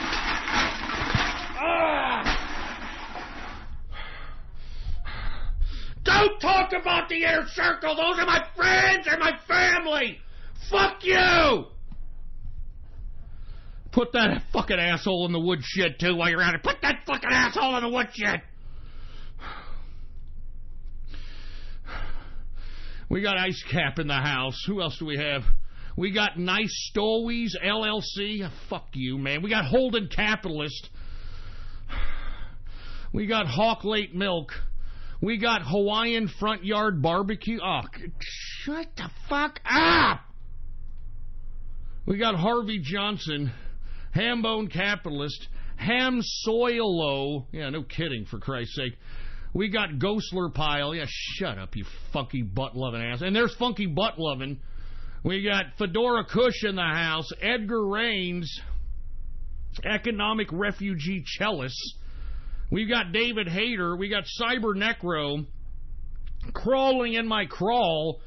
Oh, Jesus, there's the colon punisher again. Good God. Certified Tard Wrangler. We got Celexa. We got Capitalist America. Who else do we have here? We got C for AR. What's up, man? We got Blasphemous Tards in the Guillotines. We've got Bill Blowed His Last Load. Oh, Jesus Christ. Shut the fuck up, man.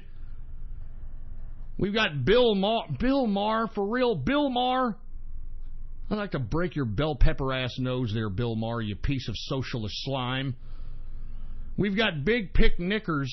What the hell does that mean, for Christ's sake? Tinfoil Years. Yeah, shut up. And last but not least, we got BN King in the house. All right, now look. Let's go ahead and take some Gab shout-outs, even though each and every one of you Gab jackasses are out here posting all kinds of nefarious crap about me, which I really don't appreciate one goddamn bit, man. I don't appreciate one goddamn bit. Now, hey, engineer, do we got any goddamn Gab shout-outs to be had out here?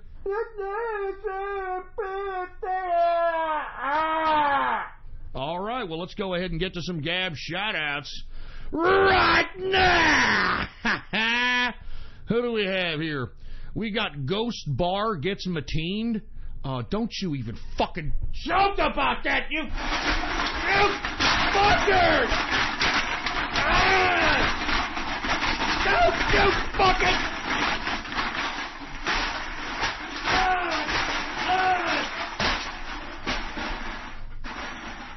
Don't you even joke about that, man! Ghost Bar Gets Matined, like Omar Mateen, the guy who shot up the Pulse nightclub. You fucking kebab mouth chewer piece of shit! I mean, this is the kind of crap that I've got to go through, people. Do you understand that? This is the kind of crap I got to fucking go through!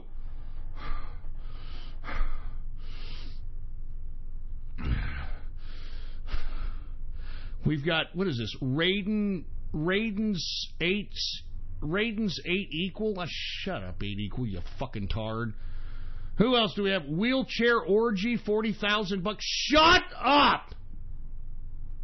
10 years of Tard Entertainment, LOL. I'm not Tard Entertainment, man! I am not Tard Entertainment! I'm not fucking that asshole autist idiot Ice Poseidon, okay? I'm not that fucking stupid autist. I'm not entertainment for tards. So shut up.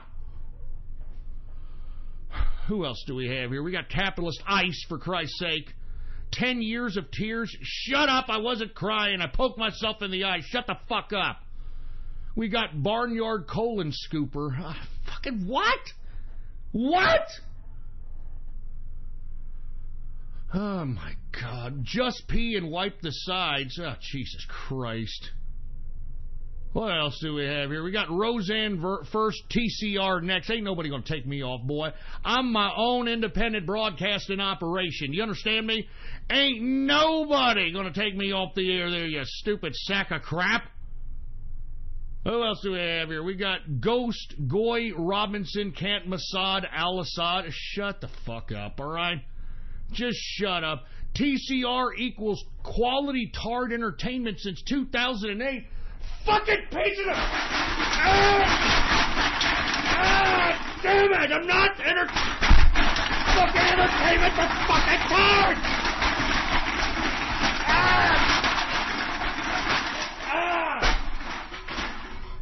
Damn it! Listen, I am not entertainment for fucking tards. God damn it, man. Oh my God, my heart's fucking weak, man. Just fucking with you people, man. Don't you understand that? It's fucking weak, man. I'm not entertainment for tards. Listen, I'm done, man. I'm so done with the fucking shot. All you on Gab, you fucking socialist schlonghead sucking, dog farting, fetish having, transsexual turd burglar looking pieces of red-headed, four-eyed, freckle-faced beaten trash. Shove it up your ass! I'm not doing any more goddamn gab shoutouts or any more shoutouts. I'm done with this crap. And you people want me to bring back fucking Radio Graffiti? Are you fucking nuts? Are you nuts? Jesus Christ, man. I'm already out of beer for Christmas. More beer! More beer on this fucking carpet munching Monday, man. Got all these fucking trolls. Got all these fucking trolls fucking with me, man. And all I'm trying to do is put a decent show on, man. That's all I'm trying to. I'm trying to put on a fucking decent show, man. 10 fucking years, man, I've been doing this broadcast, and I get no fucking respect, man. 10 fucking years, man. 10 goddamn years, man. Oh, my God, man. I'm so sick. I'm so goddamn sick. All right, I'm moving on, man. I'm moving on to something else. I'm not going to fucking put up with any more of this autistic internet bullshit, man. I'm telling you, internet censorship is coming, and it's going to be because of you trolls. It's going to be because of you goddamn sons of bitches. They're already implementing internet regulation and oversight in the UK. They're already doing it in the EU, you jagoff. And the reason they're doing it is because of all of you fucking trolls. It's because of all you fucking trolls, man.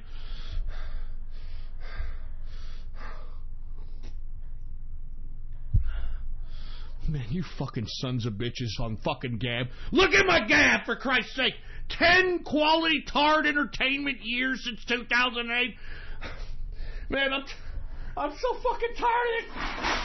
Fucking tired of it. Shit. Damn it.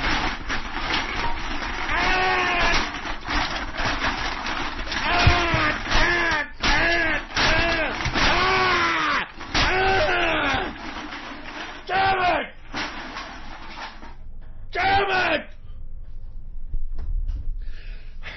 I'm not paying any more attention to Gab, man. I fucking can't do this anymore, man. I can't fucking do this anymore. Look, all of y'all can't just shut the fuck up, man. Seriously, just shut up. All of you just shut up. I'm moving on, man. I'm moving on. I got fucking production notes, asshole. I got fucking production notes. Fucking shit, man. Just trying to do a fucking show here, man. 10 fucking years! 10 goddamn years! And no goddamn fucking respect, nothing, man. Nothing. Nothing from fucking nobody, man.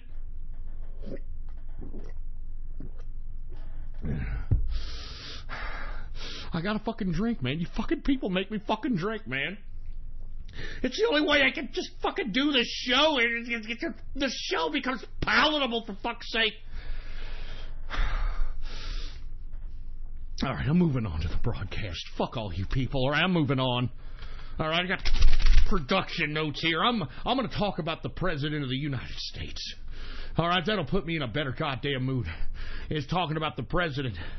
Now, you know what today is, you sorry sacks of crap? Do you know what today is? It is 500 days of President Trump. Can you believe it? Can you believe it? 500 days of President Trump.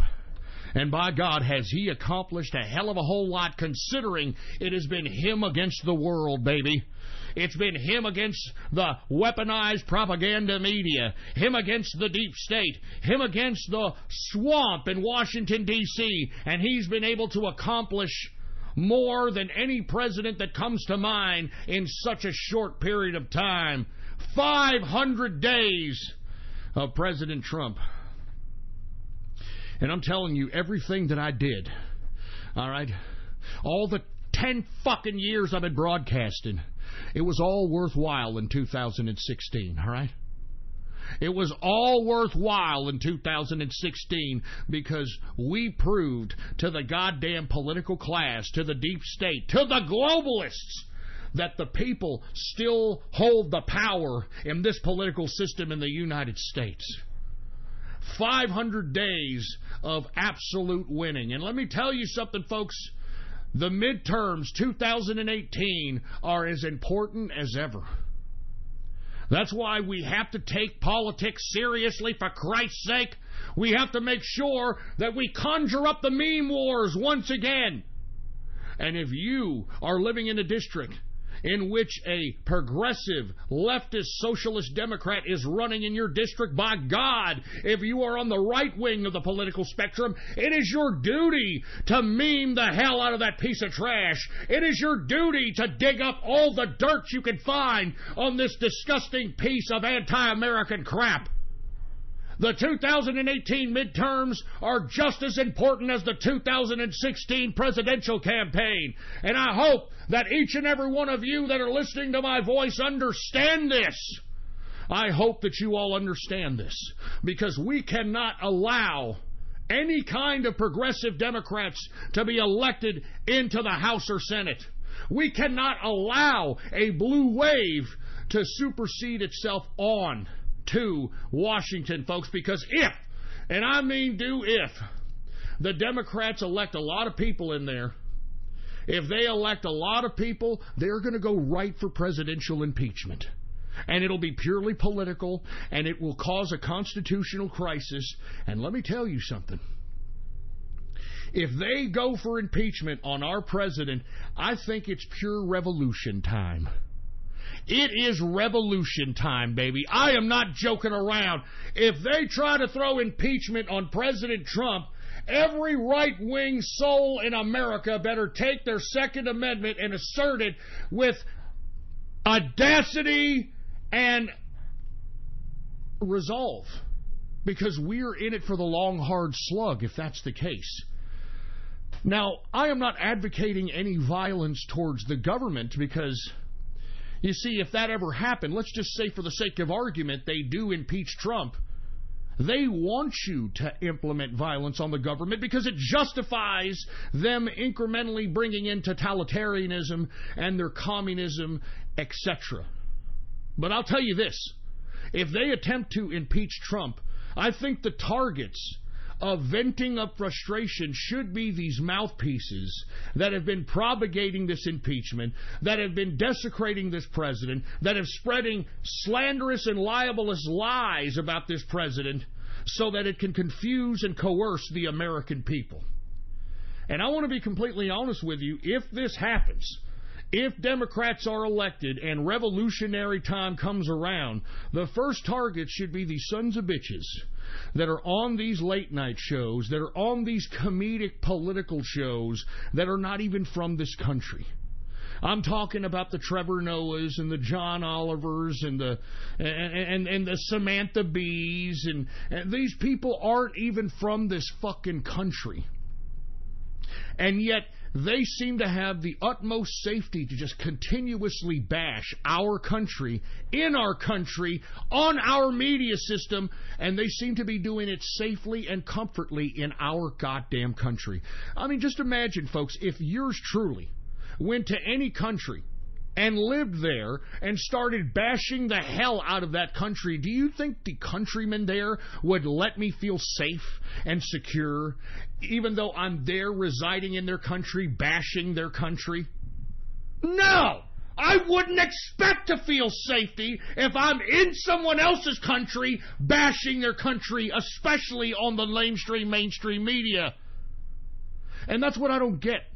Do we not have enough patriotism? Do we not have any respect for our country that we can't make the scene a little uncomfortable for individuals like a Samantha Bee, like a John Oliver, like a Trevor Noah, who are immigrants, who are coming on our media and disrespecting our country and desecrating our people? How come we allow these people to do this so freely and so safely? Folks, you couldn't do it in another country. I couldn't do it in another country. So I'm suggesting this. If by some long chance the Democrats sweep this 2018 midterm election, it is revolution time. And once again, I'm not advocating any violence towards the government, but I think that it would be venting of revolutionary frustration on those mouthpieces that propagated this bullshit. Because if we get to a point where we are talking about impeachment for the president, then we're talking about a potential political crisis that will split the country. Because that's exactly what the left wants. They want chaos. They want disorder. Because that's how they take over countries, folks. That's how communists have taken over all countries. They want chaos. They want disorder. Because just like the political philosopher Thomas Hobbes said in the great book Leviathan, that people will throw away any rights, any privileges, anything for safety. And it was in this book called Leviathan in which Thomas Hobbes justified the nobility, justified feudalism, and justified monarchs, because monarchs kept the people safe. And so long as people are safe, they were willing to give up anything for safety. But that's what you people don't understand. Freedom is dangerous. There's nothing safe about freedom, because freedom is not given, folks. It's taken. And with freedom comes an element of danger. And we have to understand that no matter what happens, especially with these dumbass kids out here trying to claim that they have to take away our Second Amendment so that they could go to school or some bullshit, we need to realize that with true freedom is no safety. We have to make sure that we reign on that freedom, that we keep hold of that freedom and not let it go to any kind of tyrannical government central authority. Because once that government central authority takes hold, they will make all kinds of promises that they can't deliver. You've got these people talking about taking away the Second Amendment to make us a safer society. Yet, if you take a look at the most gun-free city in America, Chicago, over 1,000 gun deaths in Chicago alone in 1 year. The most gun-free, gun-control city in the country, Chicago, has the highest gun homicides in the country. How come you don't ever hear these people that are trying to take our Second Amendment say anything about that? Because I'm saying, folks, freedom is dangerous. And it may cost some of us our lives. It may cost some of us our safety. It may cost some of us our freedom. But by God, we are free people in this country. And what accords us this freedom? God. And you see, folks, that's why communists want to make every one of their communist model nation states to be godless. That's why an adherent to communism is atheism. Because with atheism, that means there is no God to anoint you rights. There is no God to give you a Bill of Rights. There is no God that gives you a freedom of speech or freedom of religion or right to bear arms. There is no God. That's why the communists want a godless society, because when you're nothing more than material, then you're nothing more than a material-based building, or a material-based idol, a material-based anything. I mean, you have to understand, folks, when you're in dialectic materialism, which is the philosophy of leftists, which is the philosophy of communists, that's what gives them the justification to kill millions of people. I mean, you should read the works of the most sophisticated communists.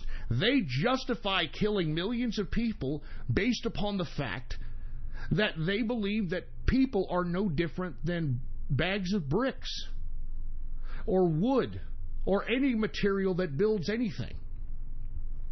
That's the justification for it. That's why every time there's a communist model nation state, they have no problem killing millions of people, because that's the basis for which they are going to get to the dialectic at a rapid capacity. Now, with that being said, folks, 500 days of the president.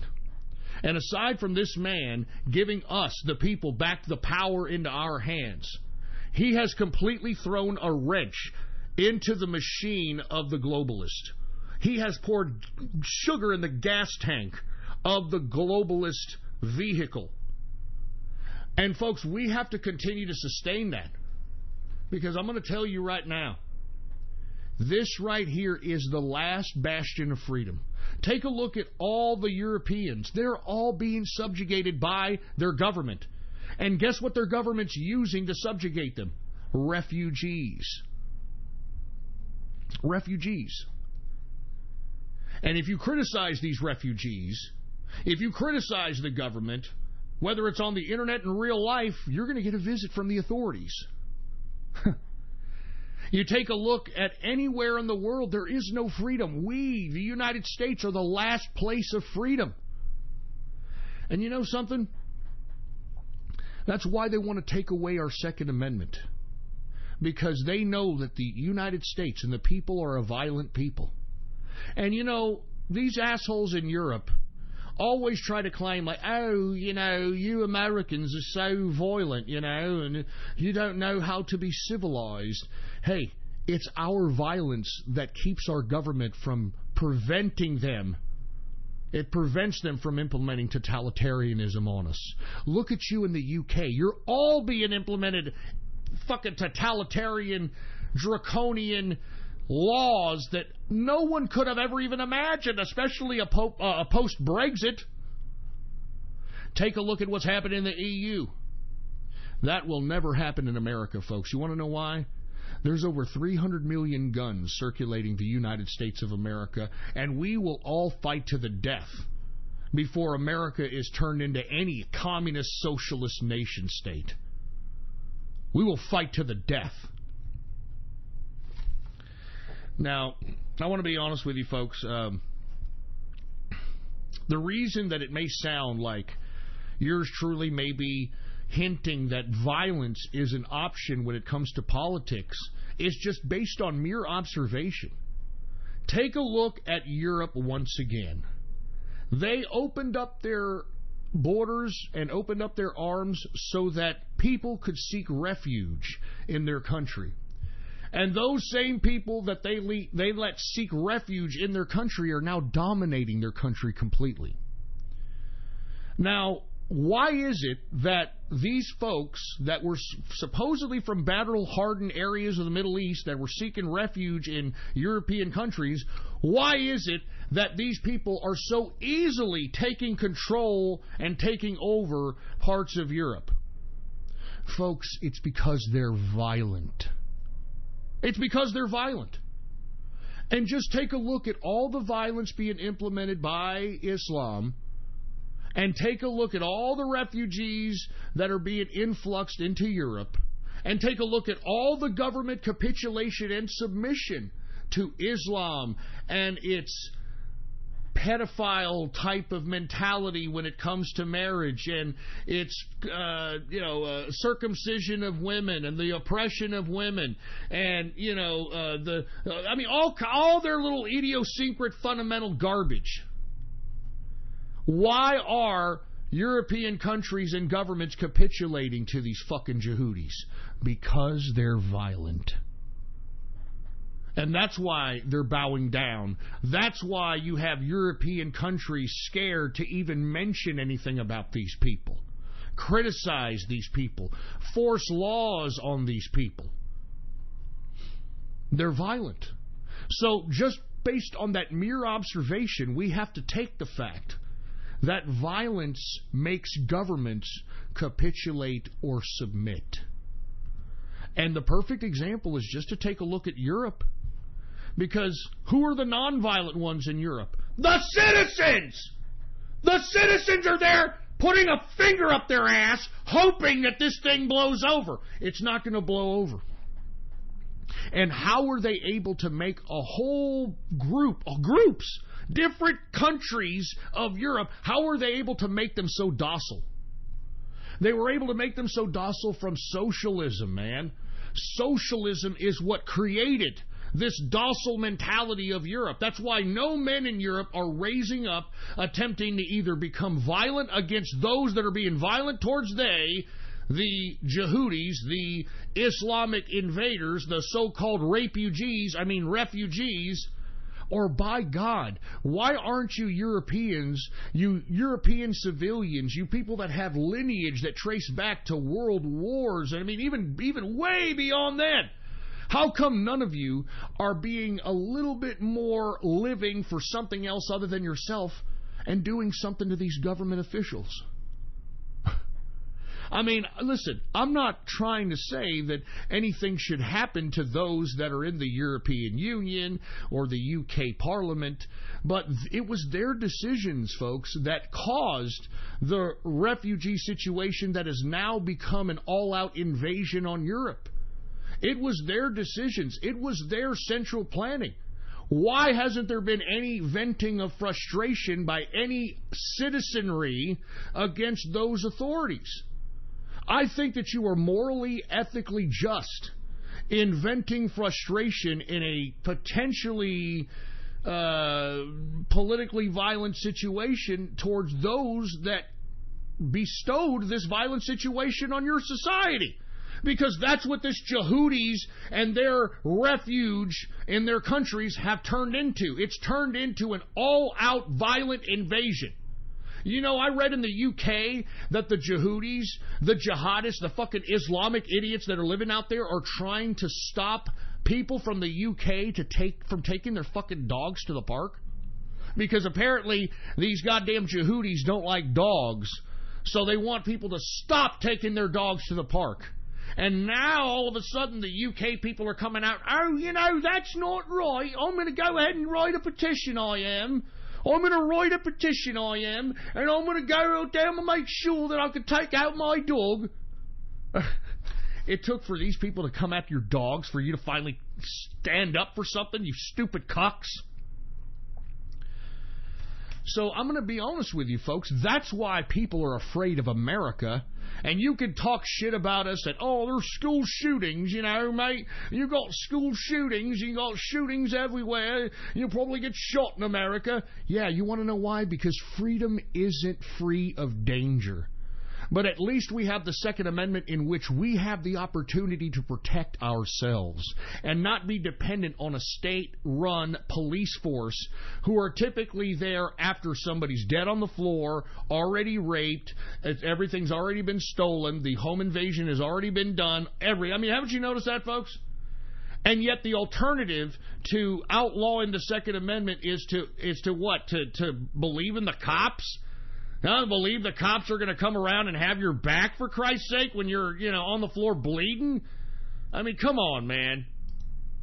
And that's why I'm suggesting to all of you in the EU and the UK, maybe it's time to start thinking in the same direction that the invaders of your country are thinking. What are these invaders, these refugees, what are they doing? They're implementing violence on you. They're intimidating you through violence. They're intimidating your government through violence. Why aren't you doing it back? Why aren't you all gathering in groups and committing violence on these idiots that you let into your country with open arms? Why aren't you venting your frustration at the governments who made the decision to bring these people into your country? What is wrong with you people in Europe, for Christ's sake? What is wrong? Folks, do you all remember, and I said this on the last show, in the UK during that Manchester terrorist act in which some idiot Yehudi went into a truck and mowed people down the Manchester Bridge? The next fucking day, these stupid limey cucks went out in a vigil out there by the Manchester Bridge and sang that fucking Oasis song, "Don't look back with anger, don't look back with anger, I heard you say." Don't look back with anger. They just killed your fellow countrymen, you stupid idiot! Oh, don't look back with anger, I heard you say. Shut the fuck up, man. All right, look. You all get the point, and it remains to be seen if any men still are around in Europe, any men with balls, for Christ's sake, that are still around in Europe. and that'll organize another group of men, a group of men with balls that'll do something that will show the government and show the Yehudis that the culture of English or the culture of Swedish or the culture of Germany, the culture of France, the culture of any of the nation states that comprise the EU are not gone. And I'm telling you, if y'all don't do it, then you can go ahead and start waking up and just accepting a new Europe. Because that's why they did this whole refugee situation. They're trying to ethnically cleanse. And who's they? I'm talking about those asshole socialists in Brussels. They let in the refugees so that they can ethnically cleanse all the nation states that comprise the EU so they can be a singular new Europe. This is communism, folks. This is communism. Anyway, let me move on, folks. I'm going off keister here. Let me go on to the next subject. Right now, the mainstream media is going into a whirlwind about this suggestion that was made by Rudolph Giuliani, in that he suggested that the president has the power to pardon himself. Now, I think that Giuliani was speaking from a figurative sense, but of course, this was response as he was baited by one of these interviewers from these leftist news organizations and answered the question in that capacity that the president has the authority to pardon himself. And of course, every mainstream media outlet has made Trump out to be some dictator that, oh my God, he's going to pardon himself and I can't believe it. And they're pushing all this narrative. Folks, this is pure propaganda. All right? The president has not only not pardoned himself, but he has not fired Robert Mueller, which I think he is in his constitutional right to do so, okay? First and foremost, okay, the president this morning doubled down with what Giuliani said yesterday and said he absolutely has the authority to pardon himself, but he's not going to do it because he didn't do anything wrong. All right? And what you dumbasses in the mainstream media, you keep hyping this nonsense that somehow Donald Trump is some dictator when every goddamn law he's passed, he's given more and more authority to the American people as opposed to the bureaucratic state. Take a look at all the regulations this man has cut so that he can actually make private enterprise strong again. I mean, you're trying to give this notion, this idea to the people that Trump is somehow going to be some lifelong dictator. Lest we forget, folks, the man is 72 years old, first of all. Secondly, he didn't run with the idea that he was going to be some dictator. He ran with the intention of giving the authority back to the people, and he even said it during his commencement speech, or excuse me, during his inauguration speech, During his inauguration speech, that's what he said. Now, the argument that the president and I believe Giuliani are making is that Mueller's special counsel is unconstitutional based upon the fact that the counsel has gone beyond the scope of the Russia-Trump investigation. And now that Robert Mueller's special counsel has gone beyond the scope of the Russia-Trump investigation, it pretty much justifies the unconstitutionality of Robert Mueller's special counsel. And moreover, folks, lest we forget that the disgusting conspiratory connections between the Russian dossier peeps at the highest level of the Department of Justice and the FBI and their connection with Robert Mueller. I mean, lest we forget, folks, that Peter Strzok, remember Peter Strzok? Huh? The head of counterterrorism, the guy who was out here texting that horse-faced broad Lisa Page, both him and her were a part of Robert Mueller's special counsel. I mean, Robert Mueller dismissed Peter Strzok from his special counsel last summer. And how and why Robert Mueller continues to go on when he has that kind of conflict of interest is beyond me. And moreover, how is Rod Rosenstein still overseeing this Russia-Trump investigation when, folks, Robert Mueller himself has interviewed Rod Rosenstein in connection with the Russia-Trump investigation? I mean, Rod Rosenstein, the Deputy Attorney General, needs to recuse himself because he has a direct conflict of interest given the fact that he was the one that appointed the Robert Mueller special counsel, and yet he was questioned by the Robert Mueller special counsel. I mean, all these facts validate what Giuliani and Trump has been saying. That not only is this Robert Mueller special counsel unconstitutional, but that the president has the right to pardon himself if he fucking wants to, based upon these facts. And not to mention, I doubt that he'd pardon himself because he's got nothing to pardon himself for. First of all, he would probably fire Robert Mueller. Robert Mueller would just put out his shitty report that cost the American taxpayers $20 million. And it's going to be a big nothing burger.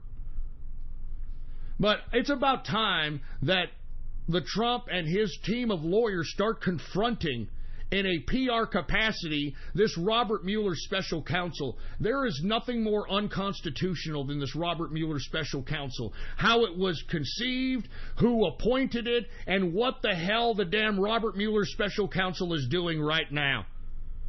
It has gone way beyond the scope of Russia Trump at this point. And why is this counsel continuing to continue? So that's why you have the mainstream media leading in with Trump, quote, I can absolutely pardon myself. Trying to make Trump out to be a dictator when this whole goddamn witch hunt with Robert Mueller's special counsel is nothing more than a political weaponization of the judicial branch. I mean, how much more evidence that our judicial branch was politicized do we need to know before we start thinking about what we should do about it?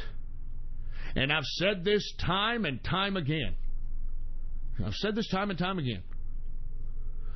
Are these people too big to jail? Are James Comey, Andrew McCabe, Peter Strzok, Lisa Page, the Orrs, Rod Rosenstein, Robert Mueller, are these people too big to jail, folks?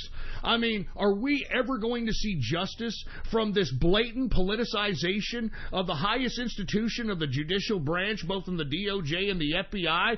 Are we ever going to see justice, man?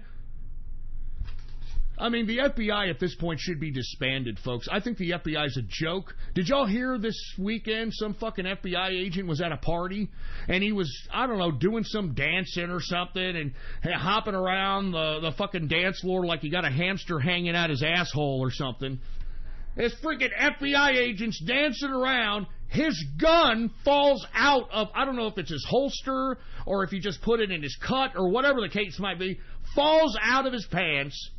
And as he picks it up, obviously the gun has a hair trigger. He picks it up from the trigger. The damn trigger goes off. He ends up shooting somebody in the leg at this fucking event. I mean, this is the FBI! This is the FBI! This is the organization that's supposed to be keeping America safe! Yeah, just like they kept us safe on 9/11. Isn't that right, Robert Mueller? I mean, I wrote an article on Ghost.Report highlighting the incompetence of Robert Mueller, and I question what gives Robert Mueller the carte blanche and the authority to even be in charge of this special counsel. I mean, when he was an FBI, the head of the FBI, he was habitually incompetent. But in my opinion, folks, whenever somebody is habitually incompetent, it's typically on purpose. And he even said himself in a CBS interview in 2002 that his incompetence caused 9/11. He admitted it! And lest we forget, it was Robert Mueller and his FBI that confiscated every single video that had a vantage point of the Pentagon during 9/11-2001. Do you understand that? I mean, let me repeat that one more again. Every camera that had a vantage point of the Pentagon, whether it was from a hotel, whether it was from a gas station, whatever, was confiscated by the FBI, and all those tapes have never been seen, and they're in the FBI's possession. Why? And lest we forget the Uranium One deal, in which Hillary Clinton and Barack Obama decided it was perfectly okay in 2009, 2010 to give away America's uranium to Russia. We sold them 25% of our uranium in that Uranium One deal, folks. And guess who the FBI director was at that time? Robert goddamn Mueller. And lest we forget, I also suggested that Robert Mueller needs to recuse himself from this case because he is investigating a Russian in which he did business with, folks. I mean, lest we forget that this son of a bitch, Robert Mueller, actually used a Russia that's a part of this Russia-Trump investigation in an attempt to free a CIA agent in Iran in 2007. And what did Robert Mueller ask this Russian to do? He asked him to pay money, pay the ransom for whatever the Iranians wanted for the prisoner. I mean, that's what it is. That's what it comes down to. And this Russian is now under investigation under the Russia-Trump investigation nonsense. How is it? Can somebody explain this to me? How is it that Robert Mueller can get away with this type of conflict of interest without anybody saying a goddamn thing about it? Can somebody explain that? Yeah, Oleg Deripaska is the Russian in question. Oleg Deripaska. All right, for you folks that want to look this guy up, it is O-L-E-G, Oleg Deripaska. That's D-E-R-I-P-A-S-K-A. It's this individual that Robert Mueller personally asked to pay money to the Iranians in an exchange to try to release a 2007 CIA agent. Now, why are FBI saving CIA agents, first and foremost? And secondly, why is Robert Mueller asking a oligarch of Russia for money to release a CIA agent from Iran? I mean, doesn't all this seem really weird to folks? How come Robert Mueller hasn't recused himself when he did business with this fucking Russian oligarch and now he's a part of this goddamn Russia-Trump investigation?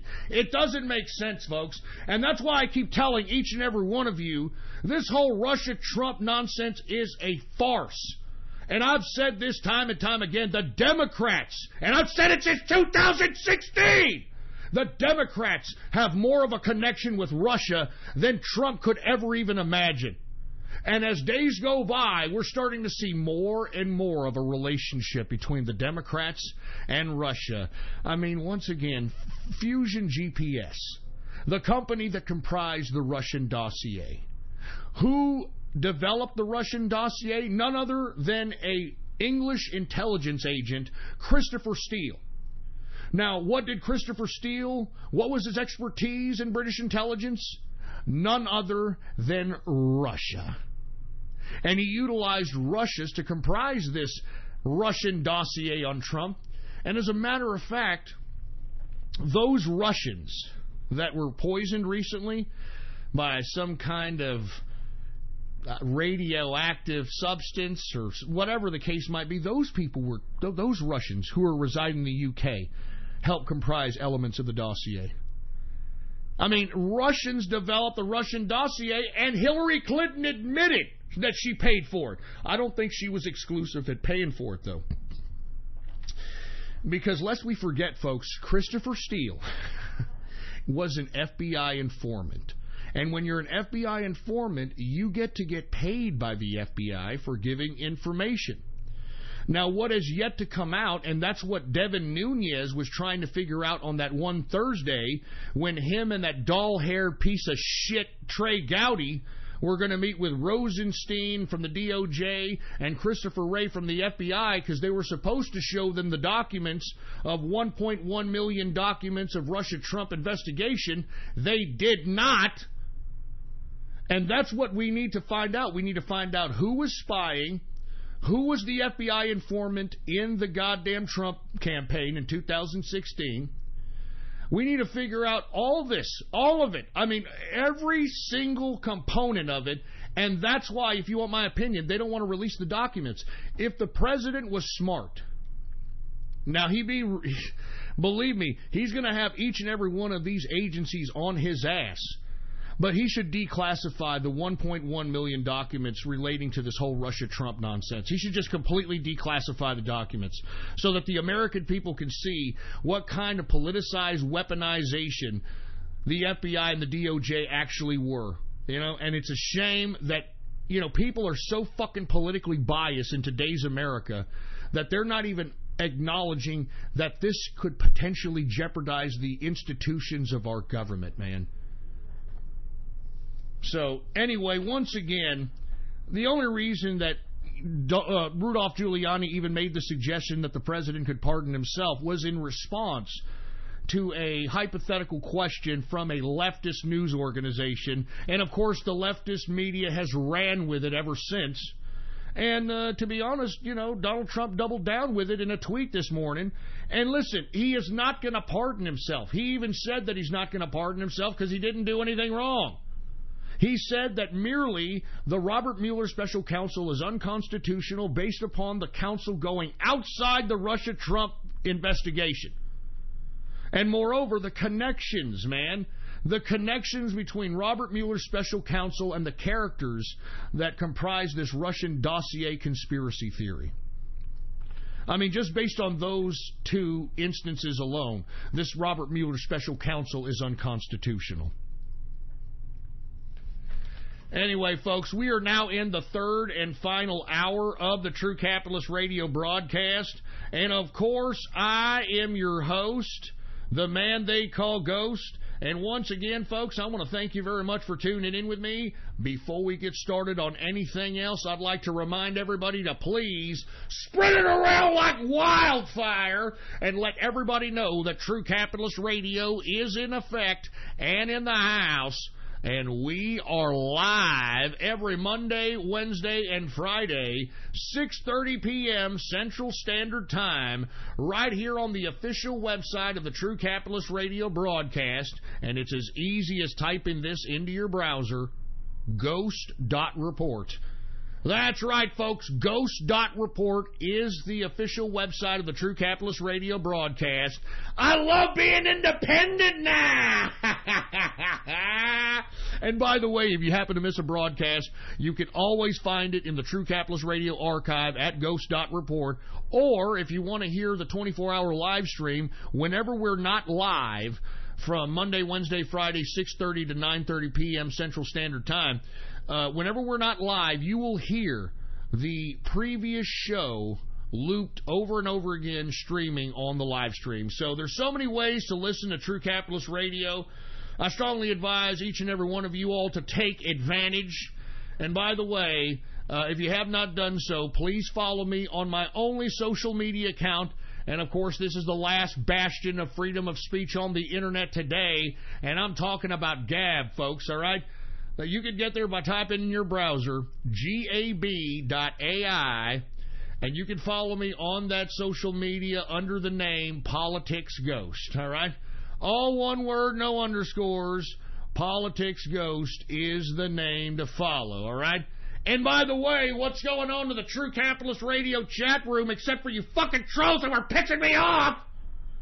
What's going on to the True Capitalist Radio chat room? I will be in the chat room live later tonight, right after the broadcast.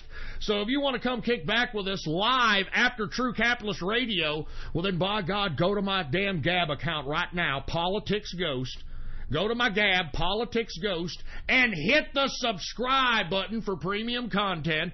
It's as simple as that. Hit the subscribe button for premium content, and once you do, go ahead and private message me on Gab and let me know your Discord chat name. So once again, I can give you a private invitation to the True Capitalist Radio chat room, baby, that I will be in after this broadcast. So I hope to see you there, baby. I hope to see you there. Anyway, now that we got that all out of the way, let's go ahead and move on to another subject matter. I want to talk about the latest Supreme Court case that came out against the Christian Baker case. Y'all are familiar with this, right? Anyway, it was this case out of, I don't know, it was this case out of Colorado. in which a couple of gay people, a couple of gay queers, they went into a bakery and said, "Hi, we want you to, like, make a fucking cake for our gay wedding, and we want to make sure that you do it." And from what I understand, the Christian baker was more than willing to sell them a cake. The only thing that he was not willing to do was personalize it for them to any kind of capacity, because it was against his religious beliefs to do so. And because these queers have nothing else better to do with their fucking lives than take hard-working people to court for trivial bullshit like a gay wedding. And at the time, folks, the gays who were trying to get this cake, gay marriage wasn't even legal. All right, gay marriage wasn't even legal at the time. So this is what it comes down to, okay? A couple of gays got pissed because this Christian baker, even though he would sell them a regular cake, he would not personalize it for him because it was against his particular religious beliefs. Now, what did the Supreme Court rule? The Supreme Court ruled in favor of the Christian baker, but it's a very weird ruling. It was 7-2 in favor of the baker, but it wasn't on the premise of how can I put this? Because what the court was trying to do was trying to walk that tightrope between First Amendment and civil rights. I mean, you don't want to infringe upon somebody's First Amendment freedom of religion, but at the same time, you don't want to infringe upon the civil rights of gays, which have been enacted throughout different federal laws that have been passed over the decades. So what the Supreme Court did was, instead of actually ruling in favor of one side or the other, they put the blame on the Colorado Commission that made this fucking law made the lawsuit even valid. Now, this Colorado Commission is the reason why this whole chain of judicial events even got to the Supreme Court. This Colorado Commission was the one that initiated this lawsuit, and it's been perpetually appealed. Now, what the Supreme Court did was rule that this commission was unconstitutional based upon the bias that this commission showed the baker and the bias it showed in favor of the gay couple. Okay? Now, what this means is that, and look, we have a so-called commission out here in San Antonio, too. We got a gay commission. Believe it or not, we had some stupid four-eyed Mexican faggot named, what the hell's his name? I forgot his Diego Bernal. That's right, Diego Bernal. As a matter of fact, if you happen to know Diego Bernal, tell him I said fuck you, okay? But Diego Bernal out here in San Antonio passed a gay civil rights law, in which if anyone in San Antonio is found to have talked badly against gays in any capacity, like if you said faggot, or or your religious beliefs is against serving gays, or whatever the case might be, now under San Antonio law, you can't run for office in San Antonio, or you can't be a subcontractor for San Antonio if you happen to not like gay people, or it's against your religion to affiliate with gay people, whatever. I mean, this is what the Supreme Court ruled against. These types of commissions, which take a biased approach when infringing upon the First Amendment rights of those that feel that homosexuality is against their religion. So whenever you hear these gays out here are trying to come out and say, well, even though it was in favor of the baker, we still have our civil rights, bitch. Well, that's great, but, I mean, something needs to be set in a precedent on what supersedes, whether it's the freedom of religion or the civil rights component. Because I feel personally, folks, as a business, you have the right to refuse service to anybody. And there should be no kind of lawsuits against a business that refuses to service anybody for any reason. I mean, it's business. I mean, you know, if it's my business to not want to service a group of people, then that's my fucking problem. Then I lose that money.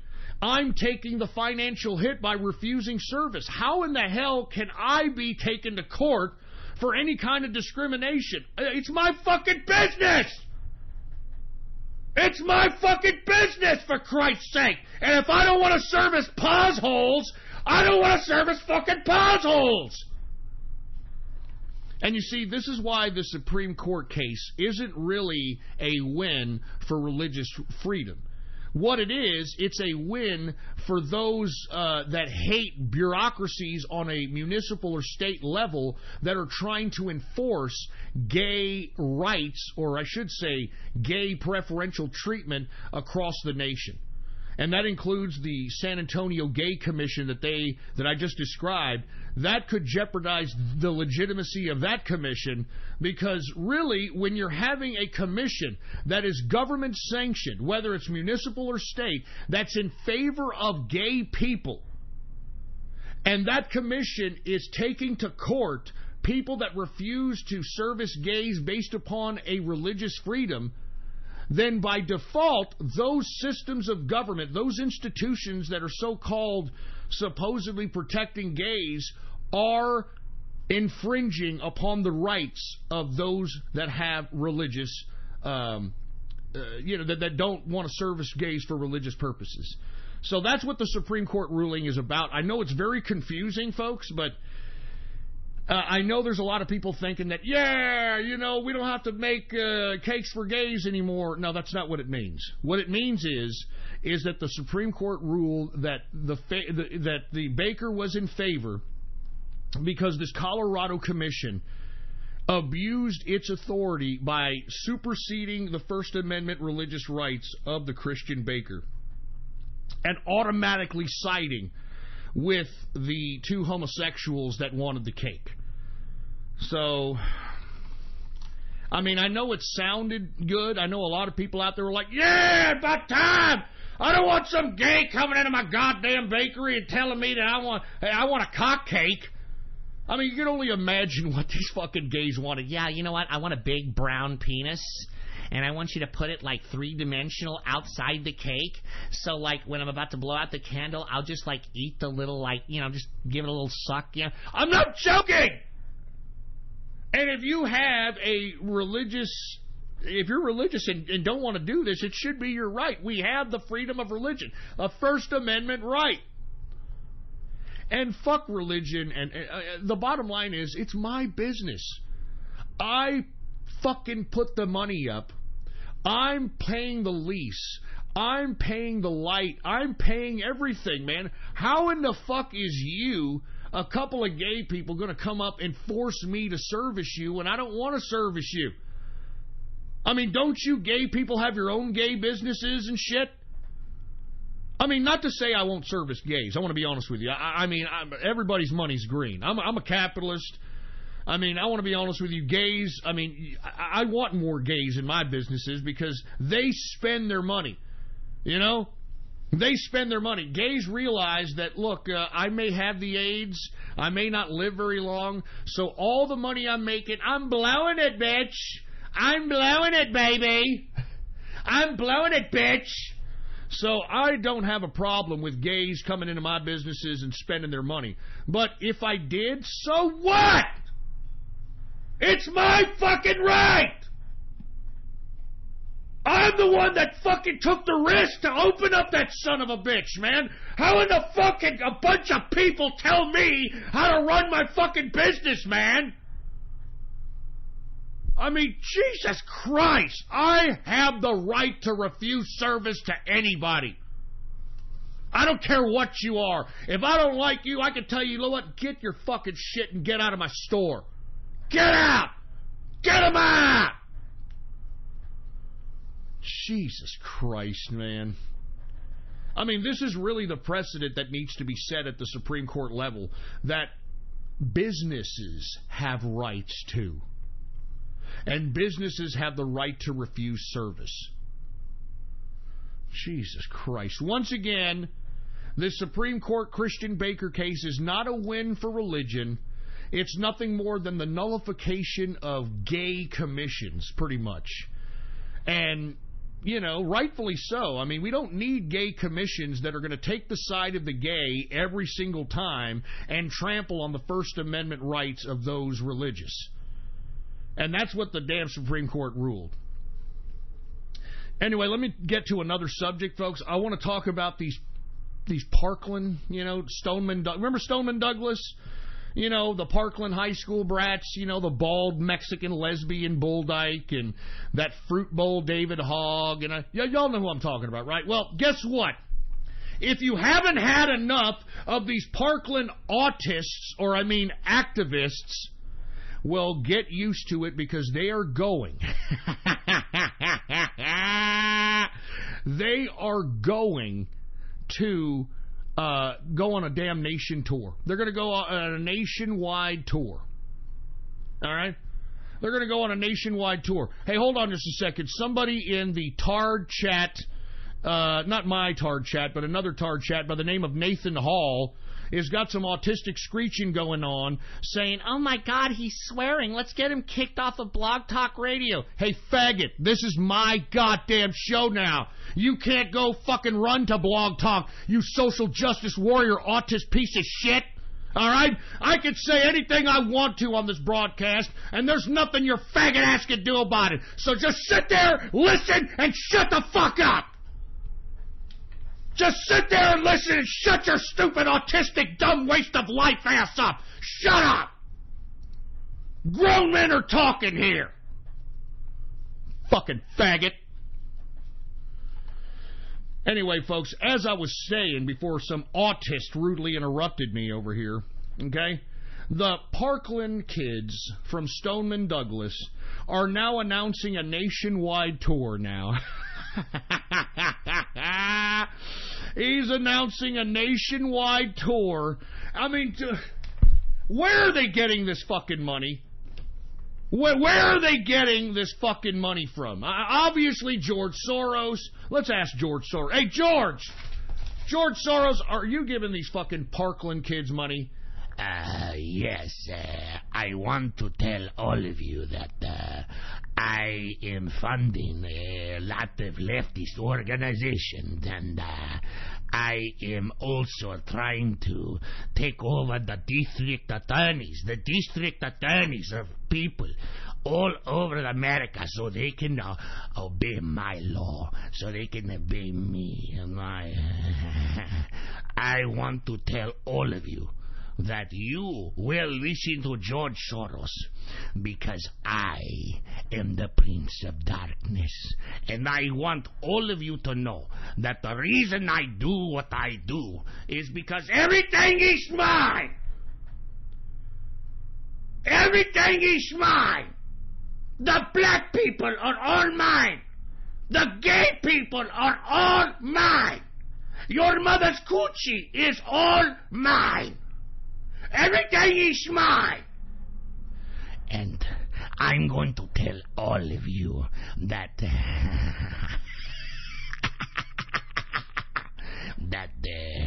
George Soros owns the world. I should have died years ago, but I'm alive, and I'm going to take over all country because it's mine. Everything is mine. Anything else there, George Soros? Your fucking show is mine, Ghost. Your show is mine. Everything is mine. All right. Anyway, obviously he's fucking paying the Parkland kids some money. Okay? So now they're going on a nationwide tour. Now, what are they saying? They're saying, "Oh, well, I want to be safe in school, and I want you to end the Second Amendment, and I want you to end it now.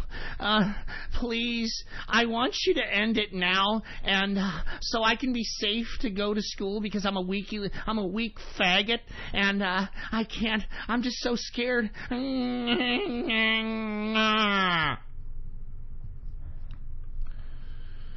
Oh, my God. I'm just saying, man, I want to be honest with you, okay? As I've stated the last time, don't you think that maybe, just maybe, a lot of these school shootings are induced by the warped social environment that is school itself?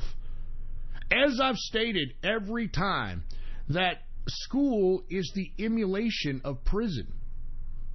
I mean, they do everything that they tell prisoners to do. They tell your kids to walk in a single file line with their hands behind their backs. They serve your children in the same capacity as they serve inmates in prison. I can go on and on. I mean, do you understand that in these types of institutional social environments, you're going to get the same type of activity that you do in a prison? I mean, take a look at a prison. What do you see when you go into a prison? Blacks hanging out with blacks. Whites hanging out with whites. Hispanics hanging around with Hispanics, etc. You know, gays hanging around with gays. And, you know, all this separation. The same thing in school. What do you have? You have the jocks hanging around the jocks. You have the freaks hanging around the freaks. You have the nerds hanging around the nerds, etc. This is the same thing as prison. And as I stated, folks, the reason that they're not educating your children is because this government-funded school system is not trying to give you an education. They're not trying to keep you knowledgeable. What they're trying to do is make you a subject to the system. And what system, you may ask? This bureaucratic Frankenstein we call a government system. Let's take a look at what happens to people while they're in school, while they're in public education. Let's say you get into trouble as a child. You go into the juvenile hall system. Let's say you get busted and you're on probation. You're on the probation system. Let's say you get pregnant at a young age. Well, now you're a part of the welfare system. You're a part of the child support system. Let's say you're over 18 and you go to prison. You're now a part of the prison system. When you get out of prison, you're a part of the parole system. I mean, do you understand, folks? From public education, these government bureaucrats herd us like sheep from system to system. That's why every time anybody gets out of school, they don't know shit from Shinola. Because that's what they're teaching you to do. They're teaching you to be subjects to systems so that the job security belongs to who? The bureaucrats. Huh? The annual raises in pay, who does it go to? The bureaucrats that are running the parole system. The bureaucrats that are running the child support system. The bureaucrats that are running the welfare system. I mean, this is what they're trying to do, folks. They're trying to eliminate private enterprise and integrate the only employer as being the state. Remember, that's what we were going towards during Barack Obama's tenure. That's where we were going. I mean, private enterprise jobs were being lost at a major capacity, and yet these government jobs kept coming. They kept adding them, and at some point during Barack Obama's administration, public sector jobs superseded private sector jobs. Because that's what the government wants, folks. They want everybody working for the government. They don't want private enterprise. And that's why I keep telling you, folks, I mean, we have to realize why we are the way we are in America today, and it's directly attributed to the goddamn public education system. And if you're going to ask me what's the cause of all these school shootings, well, then by God, it's the system itself. It's the school system itself. Anytime the government touches anything, it all goes into dilapidated shit. hence the public education system. Hey, folks, I mean, let's take a look at something else the government has touched. Our healthcare system. Did you know, folks, that our mortality rate as a country has fallen for the past 2 years in a row? We used to have one of the longest mortality rates in the world, and now we have fallen. Our mortality rate has gotten lower and lower in the past 2 years.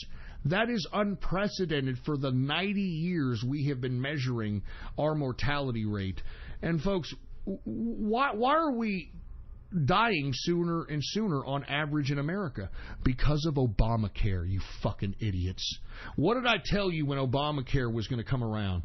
It was going to be a monopolization of your health to the health insurance industry. I mean, what is health care now, folks? What is health care? They use you as a guinea pig so that they can continue to get payments from insurance companies. That's why whenever you go to the doctor and they're like, well, you know, I really don't know what that is. I'm going to have to send you to a specialist. They send you to the specialist, and everybody's getting a kickback from you from these insurance companies. I mean, this is what this is all about. You have become a guinea pig for money. There is no cure. There is no health benefits from going to a doctor anymore.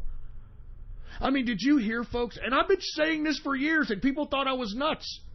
I was saying that there's an overdiagnosis of cancer. You know that the guy who created the PSA test to tell whether or not you have prostate cancer said he would have never have invented that test had he realized that they were going to overdiagnose people with using his test, his PSA test. The same thing with the man who invented the mammogram. As a matter of fact, it came out today that most breast cancer patients don't even need chemotherapy. Did you hear about this shit?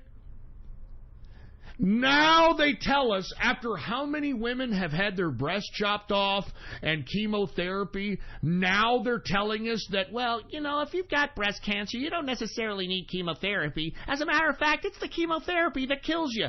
I mean, no shit! No shit, it's the goddamn chemotherapy that kills you. No shit! I mean, folks, I'm telling you, wake the fuck up!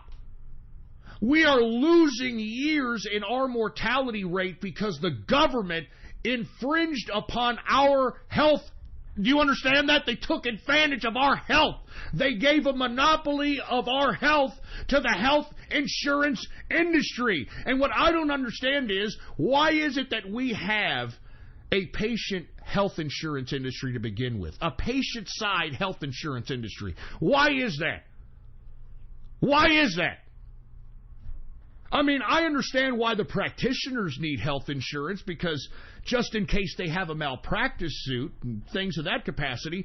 Why do us? Why do we need insurance? Because, folks, it's a scam. It's a fucking scam. I mean, let me tell you what Obamacare really was, folks. Okay? It was a scam in which the young and the healthy pay for the old and the sick. And there is a lot more old and sick right now than there are healthy working human beings. You know what I'm saying? I mean, those baby boomers are now getting older and older. And guess what? They're the ones that go out and vote. And they're the ones that voted in Obama, and Obama paid them back by what? Providing a health insurance scam that forces young people and healthy people to pay for the old and the sick. It's an unsustainable method of trying to implement health care. And they knew it. And the reason that they wanted to do this, folks, is they wanted to make health care so insolvent that they can justify state-run health care. Now, I want to be honest with you, folks. I've got a lot of people from the True Capitalist Radio chat room to the Inner Circle that live in countries that have a state-run health care. And, you know, there was one cat, I'm not going to say his name, in the Inner Circle, who had a lung infection. Had a lung infection and had to wait 2 weeks to see an actual fucking doctor to give him medication so that he can aid his lung infection. You know, lung infections, folks, are not a joke. You can die from a lung infection. And this poor bastard had to wait 2 weeks. He was suffering. We heard him on the chat room. It was horrible. And he could have died. We were trying to give him like remedies, home remedies and things of that capacity. But that's state fucking health care. You want to know what else is state health care? Y'all remember that baby Alfie that was taking off life support, even though you had the Italian government willing to purchase or to give any kind of medical issues necessary, and it was to nobody had to spend any money. The UK didn't have to spend any money. The healthcare system didn't have to spend any money. Nobody had to spend any money.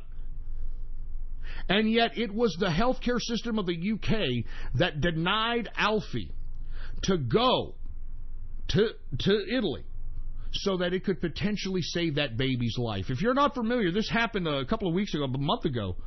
A baby that was hooked on life support in the UK state-run health system was refused medical treatment because the state-run health system in the UK made a decision that they weren't going to allow Alfie to leave the hospital. And you know what they were trying to say with this precedent, folks? The UK health system was trying to say that once you're in that hospital, you don't have any more rights over your person, over your body, over your health.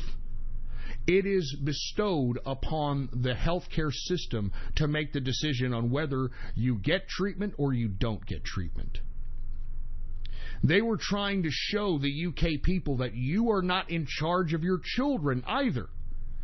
The parents couldn't even make the decision for the son that they have on life support. The parents couldn't make the decision of taking the baby from the UK to Italy in an attempt to save its life. The goddamn UK health system would not let the parents do it. And what ended up happening is they took the baby off life support, and the baby died. And you know what Theresa May said after the whole Alfie situation? That your children don't belong to you, they belong to the state. Welcome to socialism, welcome to communism. And that's why I keep telling each and every one of you folks, we cannot allow the government to take control of anything. Because every time the government touches anything, it goes to pieces. It gets worse and worse. Look at the education system. Look at the Social Security system. Look at the Obamacare system. I mean, folks, have you ever even tried to get your license renewed at the DMV? I mean, they can't even do that right. And every time I hear, we need government to help us do this, we need government to help us do that. Government doesn't do dick. It causes problems. And it causes problems by definition, because if there is a problem, then there's justification for more expense to solve the problem. You get it? I mean, that's the whole scam of the bureaucratic Frankenstein. All right?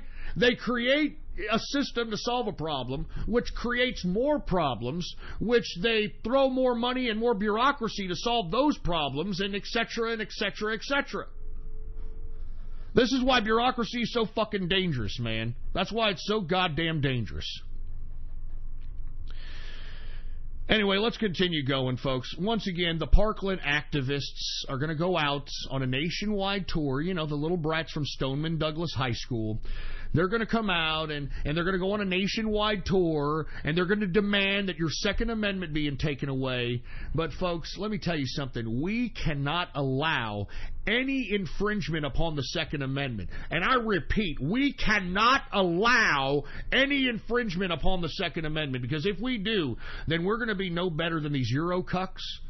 And if we're no better than these Eurocucks, I'd rather die, man. I'd rather fucking die than sit here and live like a Eurocuck watching a bunch of Jehudis bitch me around, rape my women, and pillage my fucking country. I can't do it. There's no way I can do it.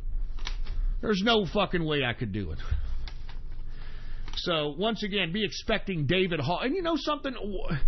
If they are going to go nationwide, how about this? How about some of these protesters go out there and give these goddamn Parkland autists or activists a little taste of their own medicine. You know, I mean, it's so funny. They want to get rid of the Second Amendment, and yet I guarantee you, if they are threatening in the slightest capacity, they've got a whole group of bodyguards with guns on them. I mean, the fucking hypocrisy! The fucking hypocrisy! Anyway, folks, let's move on. The North Korean summit is still on, once again, between Trump and Kim Jong-un. And I wanted to add this because it's very, very, weird that this particular meeting is happening. Now, Bashar al-Assad, that's right, the infamous Syrian leader, the survivor, to say the least, is going to be having a private meeting in North Korea with Kim Jong-un. Now, this is a very unprecedented situation, first and foremost, because what it says to me is that Bashar al-Assad doesn't seem very secure in his country, considering that he has Russia supposedly protecting him. He's got the Iranians in his country supposedly protecting him, but at the same time, you've got Turkey occupying certain areas of Syria, and you've got Erdogan, the head of Turkey, saying that Bashar al-Assad needs to go. So, if you want my opinion, Bashar al-Assad is finding himself in a very precarious situation. Now, lest we forget that the Israelis are targeting Bashar al-Assad for some reason, and it seems as if the Israelis have got the number of Russia, because all Israel has to do is say to Russia, look, we are going to bomb these fucking Syria. We are going to bomb Syria. That's what we're going to do. We are going to bomb fucking Syria, and you Russians aren't going to do nothing. They're not going to do nothing. You're just going to sit there and take it. And that's all Israel has to do. It just has to tell Russia.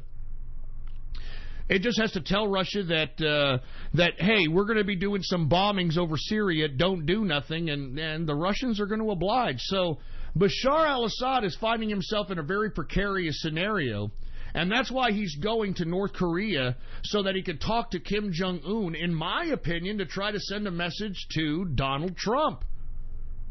Because he's starting to realize that, hey, look, I mean, they're working with North Korea. Hey, Trump, let's make a deal. I'm Bashar al-Assad over here. Let's make a deal. Hey, Bashar, I don't blame you, baby. I wouldn't feel that secure with a Jew-loving Russian people that are in your country. I mean, you're surrounded by a pit of snakes. I mean, that's what Bashar al-Assad is, surrounded by, a pit of snakes. So he's going to North Korea, probably going to tell Kim Jong-un, hey, can you put in a good word for me? Put in a good word for me, all right? I need help. So this is very interesting chain of events. Syria's Bashar al-Assad going to visit North Korea, and probably going to try to get the attention of Trump and say, hey, let's make a deal. Let's make a deal. What are we doing here? I'm a secular guy. What are we doing here? What the fuck are we doing here? So anyway, that's going to be a very interesting chain of events, folks. I wonder what's going to be said between Bashar al-Assad and Kim Jong-un. It's definitely something that has to do with Trump. Now, will we see Bashar al-Assad potentially, doing some negotiations with Trump? I have no idea. I want to be honest with you. Prior to the Arab Spring, prior to the withdrawal of Iraq from the United States from Iraq, prior to all these things, I was calling for the death of Bashar al-Assad. And the reason was, folks, and I'm going to say it, and I'm going to continue to say it, I had compassion for the folks that were within his country that were protesting. And I remember Bashar al-Assad and his troops were just shooting those people down. I have compassion to people that are trying to stand up to governments and that are trying to stand up in a somewhat peaceful, unarmed capacity, and they're shot down by state authorities. I've got compassion for that. But, folks, I want to be honest with you, okay? Maybe Bashar al-Assad knew something that us Westerners don't. Maybe he knew that, look, you can't let these people think they can get away with this. You got to kill them. You got to shoot them. That's all they know. They are stupid. And I think he's right, folks, because take a look at what happened after the Bashar al-Assad protest and Bashar al-Assad mowing down his people, what happened? The Arab Spring happened. The Arab Spring. And this is why I believe that the Iranian nuke deal was a payoff. Because I think that Iran knows, based upon its intelligence on the ground, because lest we forget, man, Iran has got all kinds of operatives on the ground all over the Middle East. That's why it's got these great terrorist satellites like Hezbollah in Lebanon and the Houthis in Yemen and its operatives in Syria, etc. I mean, they know the intelligence on the ground in that part of the world. Now, let's recollect, folks, that when the Arab Spring happened, the EU and the Obama administration took the side of the Arab Spring. Remember, the first thing they did was backed up the Islamic Brotherhood, the Muslim Brotherhood in Egypt. Remember the Egyptian Revolution, which I was completely against because I knew it was a bunch of bullshit? I was completely against it, folks, because I knew it was a CIA operation to take over the country of Egypt.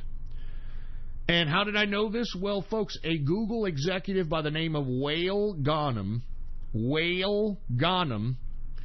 was out there agitating the Tahrir Square protests by utilizing first world communication technology in a third world country. Because lest we forget, and I'm going to continue to repeat this, Mubarak, who was the leader of Egypt at the time, even though he was somewhat of a dictator, he was incrementally bringing in private money, bringing in capitalism at an incremental basis to Egypt.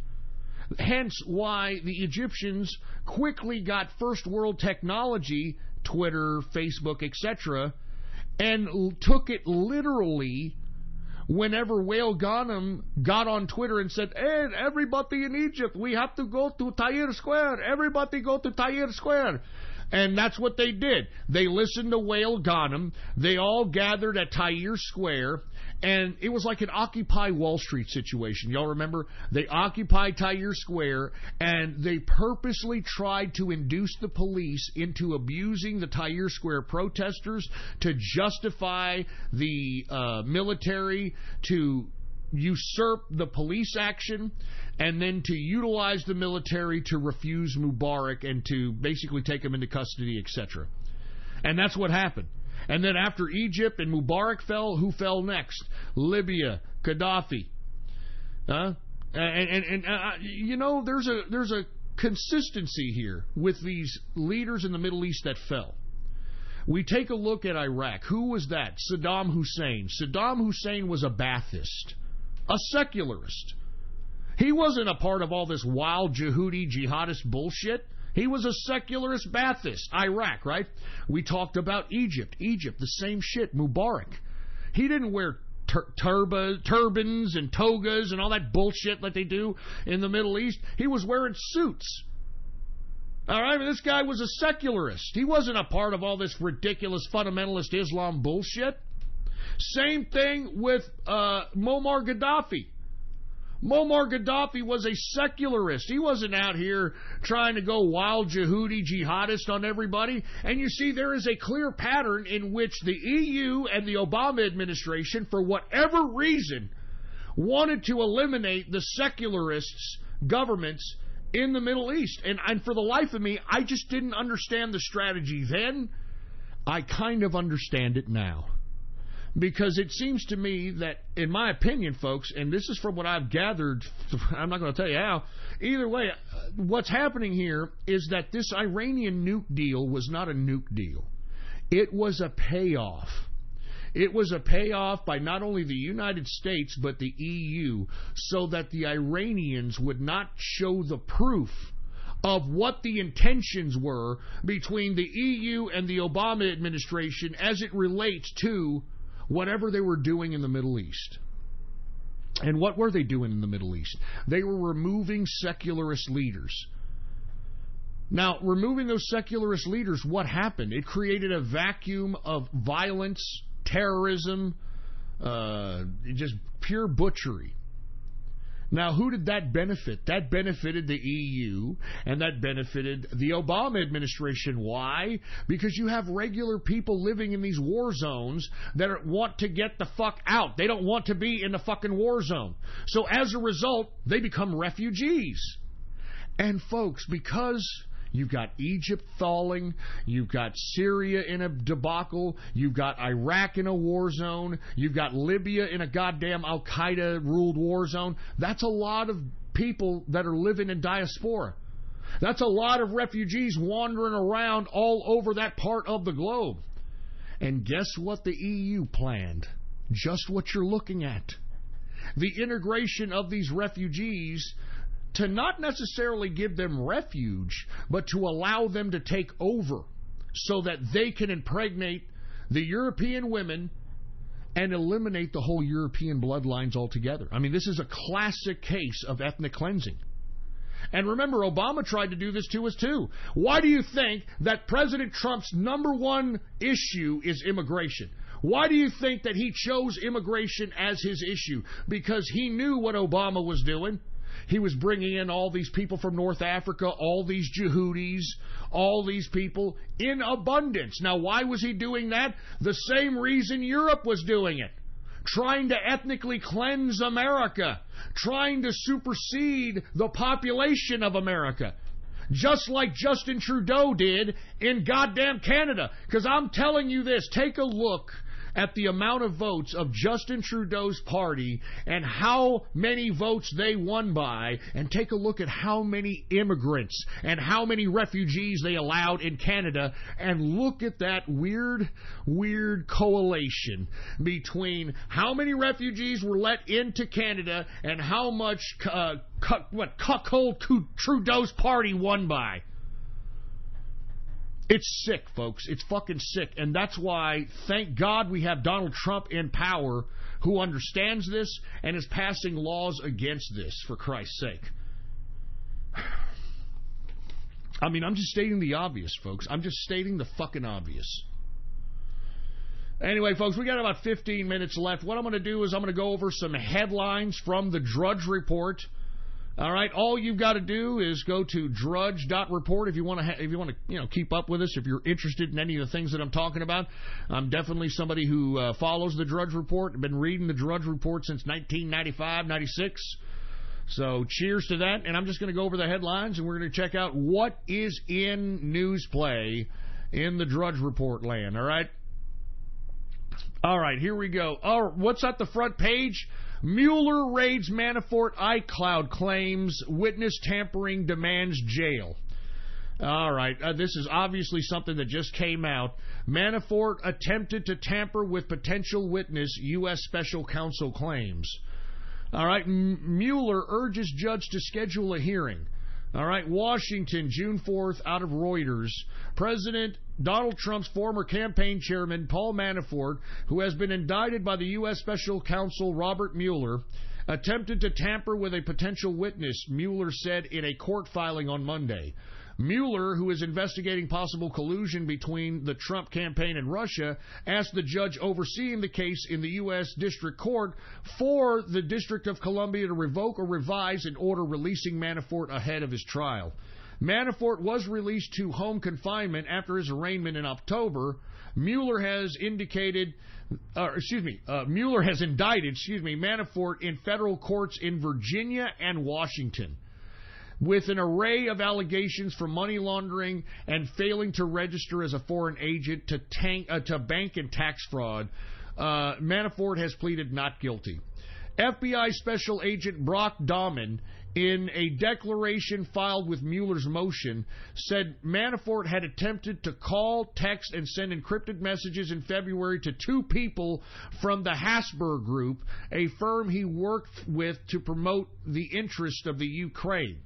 The FBI has documents and statements from the two people, as well as telephone records and documents recovered through a search of Manafort's iCloud account, showing that the Trump's former campaign manager attempted communication while he was out on bail, according to Dahman.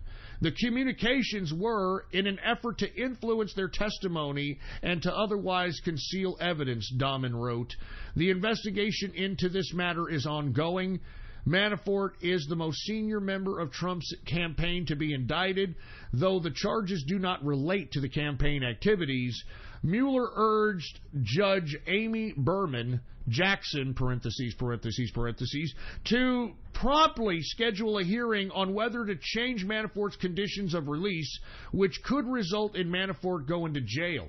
The Washington trial is set to start on September 17th. Trump has denied collusion with Russia and called Mueller investigation a witch hunt. Well, man, Jesus Christ, it seems to me that Robert Mueller is going to make somebody pay if he can't make Trump pay, huh? Good God. And you know, the things that he's got on Manafort have nothing to do with the Russia-Trump collusion matter. Nothing whatsoever. And this is what makes me sick. How is Mueller extending his power beyond Russia-Trump? All right? I mean, seriously. I mean, you want to know why he's making Paul Manafort pay? I want to be honest with you, okay? Paul Manafort is a very, very important person in politics. Not just American politics, but in global politics. He's a political consultant. I mean, that's how he made his money. He made his money consulting governments on how to get elected, how to run campaigns, etc. Now, when Paul Manafort was brought into the Trump campaign, he was brought into the Trump campaign for one reason and one reason only, to get the delegates. Do you remember that? And Paul Manafort, every time he was interviewed, he was more than confident that he had the delegates. Now, I want to be completely honest with you folks. There was a lot of cloak and dagger games going on when Manafort was... I wouldn't say that he was rallying for delegates. If you want my personal opinion, I think he was forcing Republican delegates to vote for Trump. And the reason I say this is because I think Manafort had something over lots of different delegates in the Republican convention for them to force themselves to vote for Trump as the nominee for 2016 presidential candidate. Now, the reason I say this is because, remember, folks, we had a lot of never-Trumpers in the goddamn Republican Party. Remember? I mean, we didn't even know if we were going to get the delegates because the Republican Party was trying to claim at the time that the primaries don't mean shit. You remember that? Remember that? There was some asshole out of North Dakota that was on a CNBC fucking interview saying, I don't know why we're having a primary, but it's not the primaries that choose the candidates. It's the delegates. So I don't know why you're having some kind of a primary. We're the ones that make the choice on who's the candidate going to be for the Republican Party. And you see, that's why they brought Manafort in, and they brought him in for a very short time in the campaign, specifically to get the delegates, and he got them.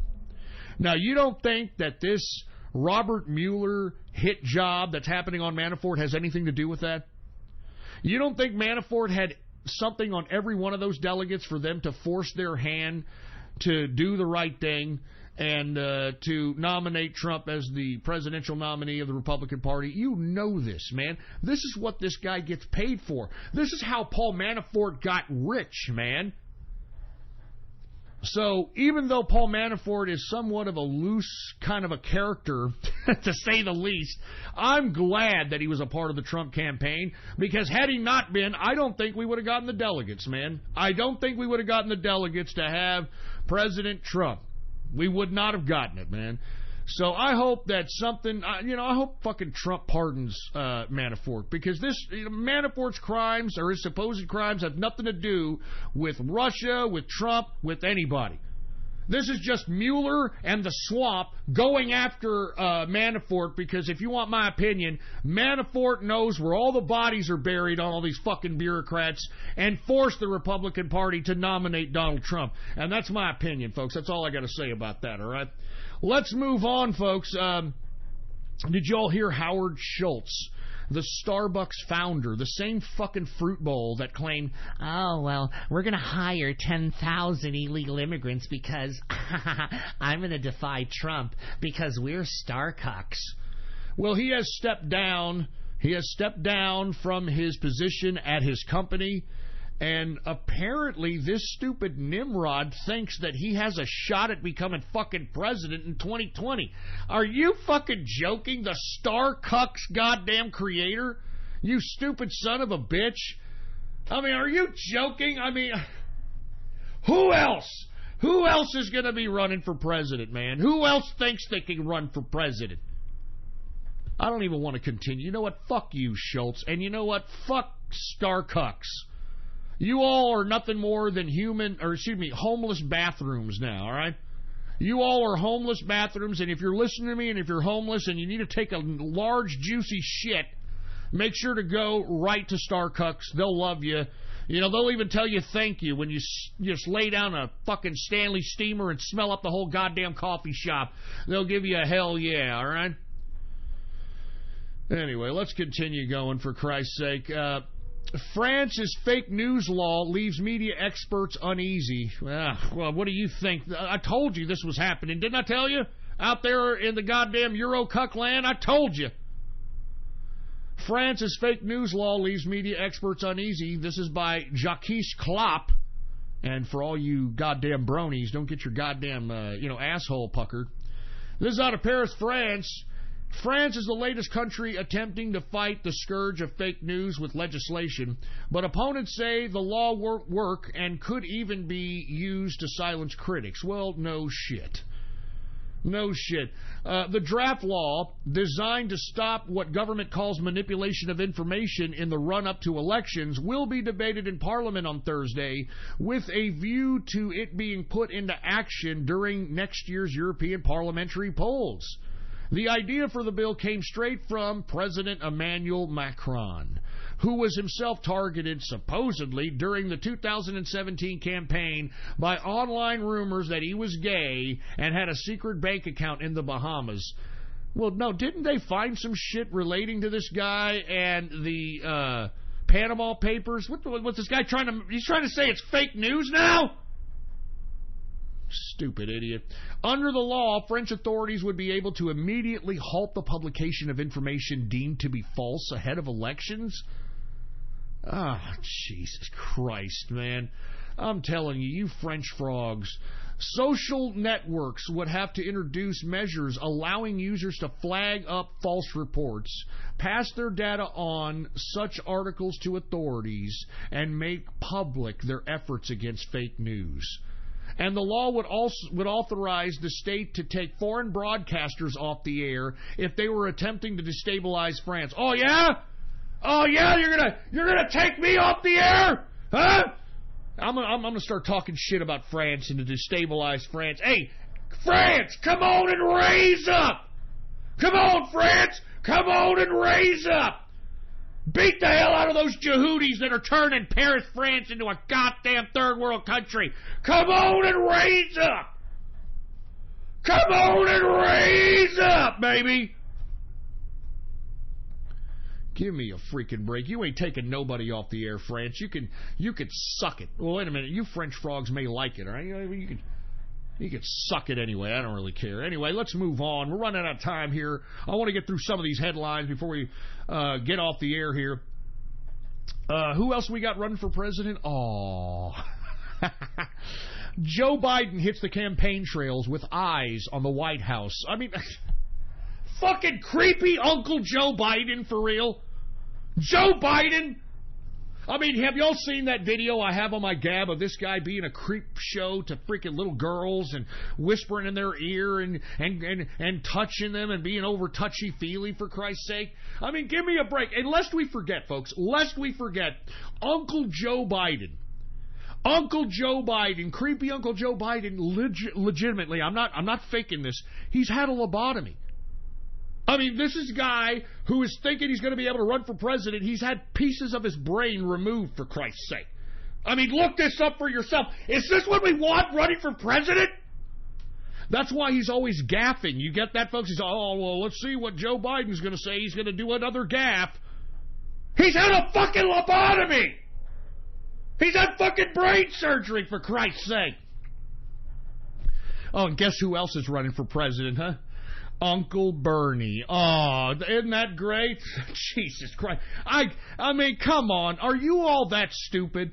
I mean, wouldn't fucking Uncle Bernie be like 78 or 79 or 80 years old or some shit at the time? I mean, you actually think that this old man has the virility and the goddamn energy to be able to pull off all this BS that he's claiming that he's going to be able to do? It's bullshit, man. The only reason that he is, if he does run for 2020, is for more shekels. Oh, you know it and I know it. Y'all remember, hey, I'm Bernie Sanders, and I want you to go ahead and donate to my next campaign. It's the next revolution, 2020. What I need you to do right now is I need you all to give me the money so I can go ahead and prep for 2020 and beat Donald Trump. That's right. You go ahead and go into your college debt accounts and come and give me the money, and I'll make sure to give you a free education. I'll make sure to give you free health care. I'll make sure to give you everything for free. But what I want you to do right now is I want you to come over here and take your underwears off. That's right. Hey, don't worry about the pants tent. Don't worry about the pants tent. And come on over here and sit on my apple. Come on over here. Come on, keep contributing. Come on, keep contributing. Come on, keep doing it. That's right. You like Uncle Bernie, eh? It's Uncle Boynie. You know Uncle Boynie. Come on. Come on. No. Oh yeah, come on over here, come on, keep going. You love Uncle Bernie. Come on, keep contributing. Come on.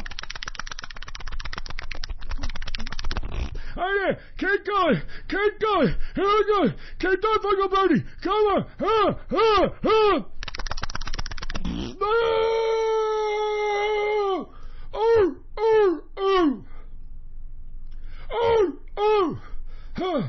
Oh my God.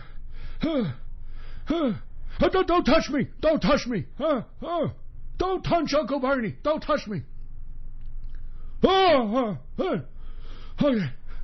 Okay. All right. Now what I want you to do is I want you to clean yourself up and don't tell anybody that I told you to take your underwears off, all right? And keep contributing to Uncle Bernie. I mean, that's what he's going to do to you, stupid Bernie bros. Huh? You're going to feel the burn after that, you stupid, dumb, socialist, mindless idiots? This is an old prostate-infected man. What makes you think that he's going to deliver on the fraction of what he's claiming he's going to deliver for you? Give me a goddamn break. Freaking Uncle Bernie, for Christ's sake, man. Oh, my God. Let me take a drink. I'm done. You know, I'm done with this. I can't believe that there are this many dumbasses that are going to run for fucking president. I can't believe this. Fucking dirty Uncle Bernie and dirty Uncle Biden, for fuck's sake. Let me get a drink of this beer. All right. Anyway, folks, look. I'm going to be honest with you, man. I wasn't very happy about today's show, okay? Especially you people when it comes to these fucking shout-outs. I deserve a little bit of respect, okay? I want to be honest with you. I've been broadcasting for 10 fucking years without any kind of goddamn respect whatsoever. And I think I deserve a little bit of fucking respect, man. I mean, I don't understand how and why you people think that you can fucking treat me this way. 10 years I've been fucking broadcasting to you people, man. 10 goddamn years. I just want a little bit of fucking respect, man. All right? I just want a little bit of goddamn respect. That's all, for fuck's sake, for heaven's sake, for goddamn sake.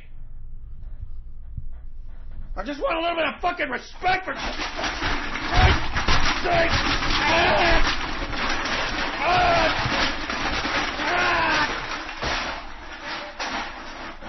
I just want a little respect after 10 years. 10 fucking years that I've been doing this broadcast. Do you understand me? Do you understand me? I want a little fucking respect from you people, man. I'm not entertainment for tards. I'm not entertainment for tards. And I hope that you fuckers hear me loud and clear. Do you understand that? I hope you hear me loud and clear, because I'm a capitalist. I'm a capitalist, and I deserve the respect according to that goddamn title. I'm a capitalist! Do you hear me, you sons of shit? You sons of shit! I'm a fucking capitalist! Fucking shit! Damn it! Damn it! You keep that in your head. You remember 10 fucking years. 10 fucking years I've done this goddamn broadcast. I just want a little fucking respect. That's it, man. I just want a little fucking respect. I want respect. I want respect. That's all. God. God. Damn it. I'm getting the hell out of here, okay? I'm getting the hell out of here. Luckily, I don't have to broadcast tomorrow. Luckily, I just broadcast on Monday, Wednesday, and fucking Fridays, 6:30 p.m. Central Standard Time. Thank God. Thank God. So, I'm going to calm down. Before I get off, let me have another fucking beer. More beer, for Christ's sake. Oh, Jesus Christ, I need another fucking beer. Oh, my God. Give me the goddamn fucking beer, for Christ's sake, man. Jesus. All right. Look, I'm getting the hell out of here. I'm so pissed off. What a fucked up fucking show. 575. Episode 575 sucks a cock with it. All right? June 3rd, 2018. For Christ's sake, man. Let me take a chug of this beer. Now, I'm going to be in this damn chat room here in about 20 minutes, all right? I'm going to be in this chat room, the True Capitalist Radio chat room. Make it 25 minutes, for Christ's sake, man. Because I'm pissed! And I got to calm down! I just got to calm down! I'm going to be in this goddamn chat room, and if you want to be a part of it, all you got to do is go to my goddamn Gab right now. All right? And if you don't have a Gab account, well, by God, it's the last day. All right? You can find me on Gab under the name Politics Ghost. And if you want to be a part of the True Capitalist Radio chat room, then all you've got to do is go to my Gab, Politics Ghost, and hit the subscribe button for premium content. Hit the subscribe button for premium content, and once you do, all you've got to do is give me a private message on Gab, giving me your Discord chat name, and I will give you a private invitation to the True Capitalist Radio chat room, all right? It's that fucking simple. What a freaking carpet-munching Monday show this has turned out to be, folks. Anyway, I will be back here Wednesday, and listen, hopefully you guys will be back and not be so fucking eager to fuck with me. Not be so goddamn eager to fuck with me, for Christ's sake, man. You dog farting, fetish having, fucking sphincter fingering, enema bag cleaning, cuckold connoisseur, foreskin, muzzle loving, milky liquor, cauliflower, cock turkey, tit having pricks. I'm getting out of here, okay? I'm out of here. Long live the capitalist army, and death to feminism, death to socialism, and death to communism. You understand me? Death to communism. I'm out of here. I'll be back this fucking Wednesday, 6:30 p.m. Central Standard Time. You better tell your mommy, your auntie, your granny, your uncle, your daddy. Tell everybody you know to be here Wednesday, 6:30 p.m. Central Standard Time. We independent media. I am the underground. Do you hear me? I am the underground. I am the underground.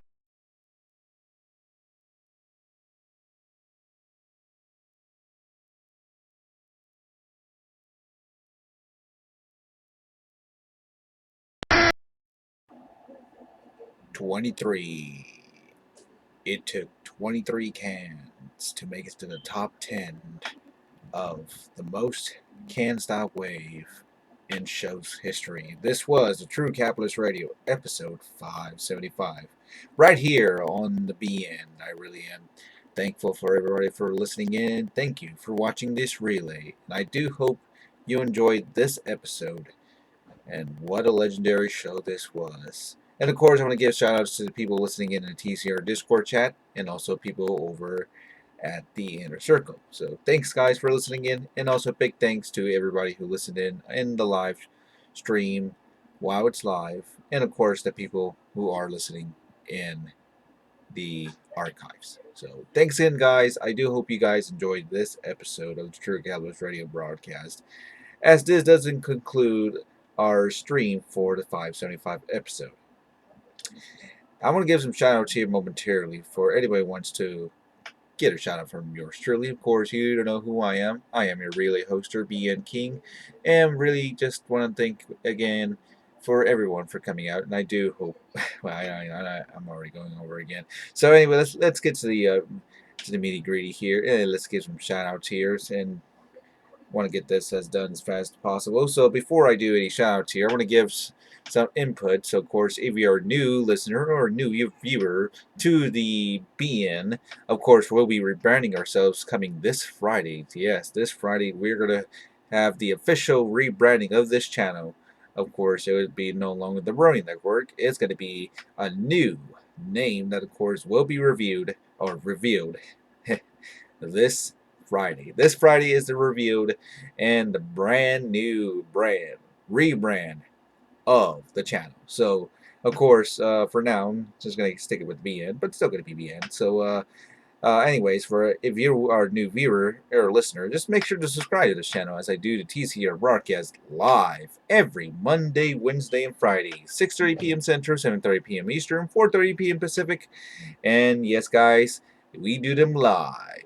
When Ghost goes live, this goes live as well. So, of course, you don't want to miss out when he goes live. But, of course, you also will be get the archives on the video demand after the stream ends if you missed it. But, of course, if you do not want to miss the live show, just make sure to click that bell and you'll be notified when the next TCR show happens. And, of course, if you want to follow any social medias, we do have in the description right below. Plus, if you do, well, let me say that, of course, if you do subscribe to Ghost Gab account, or Politics Ghost is his Gab account, you will be more than instantly be part of the TCR Discord chat, which he will be in. And of course, I myself is in there as well, so of course I am part of it. So if you guys want to be joining the fun with us, just do make sure you just subscribe to Ghost over his Gab account. That's once again Politics Ghost. And if you do subscribe, just make sure to send your Discord name direct via message to him. He will eventually reply to you back with a Discord invite. And Discord invite will be a one-time use one. And then, of course, you just click on that and you're instantly in. Just make sure to, if you haven't, just keep on replying it, but don't over spam him. Just pretty much get him his attention. Sometimes he'll overrun other things. And yes, it's somewhat of a thing that you guys need to make sure of that. So, anyways, let's move on to some other stuff and let's do some shout outs. So this is the part where I'm going to give some shout outs. If you want to shout out, all you have to do is say something in the live chat room feed, and of course, I'll be opening up the participant list, and I'll be naming it from A to Z alphabetically. But before I do that, I'm just going to give a special shout out to the people who are recently subscribed or anybody who tipped. So, of course, we only got one new subscriber. I want to say to Cat Sid, is it Sid he? Noko? Cat Sid he Noko Ko. I think I said that right. Okay, well, I think I said yeah, it's Cat Sid he Noko Ko. Alright, I guess I did say that right. Alright, anyways, shout out to you. Thank you for watching, and hope you enjoyed tonight's broadcast. And of course, no tips, sir, so let's move on towards our YouTube shout out. So let's see, who do we have on the YouTube's participant list? And I'll be naming it from A to Z. So what's going on to Aesthetic Capitalist? Going on to Aesthetic, man. It's going to Bino, Blackout Worm. The truth is stranger than fiction. We got, okay, I say this, Brody Clupper. It's going on to 8. Insane Energy. It's going on, man. I gotta say this right. Is it Lashland? Lashland Beard? Lashland, Black. Lashan Baird. What's going on to Mr. Sideswipe Prime, Mr. Thunderbutts, music / album playlists. What's going on to, well, we got some more people coming in. Aaron Tumon, Andrew S. What's going on to Nathan Long, Night Prowler. Oh, I have not seen that name in a long time. Omega's Radioist, Rick Hoover, and Sneakiest Chameleon. So that's everybody on the participant list right now. So of course, once again, if I missed your shout out name, just say something on the shout out. So or in the live chat room feed in the YouTube channel, and I'll make sure to give you a shout out. Look for the materially. That's everybody on the participant list. So I'm scrolling up. What's going on to Shy Guy Mask, who just came in? What's going on, Shy Guy? Let's see who I have here. We got Rick Hoover. Skyner was here. It's going on to Skyner. SL Will Ghost Quartz. We got, who else we have here? Once again, I'm taking YouTube shoutouts here. I'm looking up in the scrolling up, see who I missed. If anybody was here earlier, it's going to Ron Livingstone. What's going on? Who else we have here? We got Chit. Yeah, Chit and the Changeling. And who else we have here? Deadpool Rose 96. Saldada, Soldier Sigma 507. I'm scrolling up here to make sure. Nathan Long, Frankie Mankey. Yes, Frankie Mankey was here. What's going on to Frankie Mankey?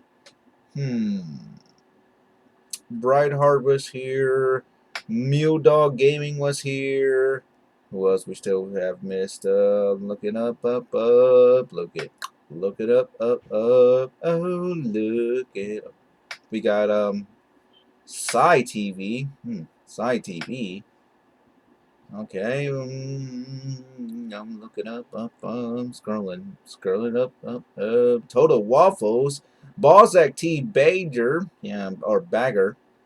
So who is Milton?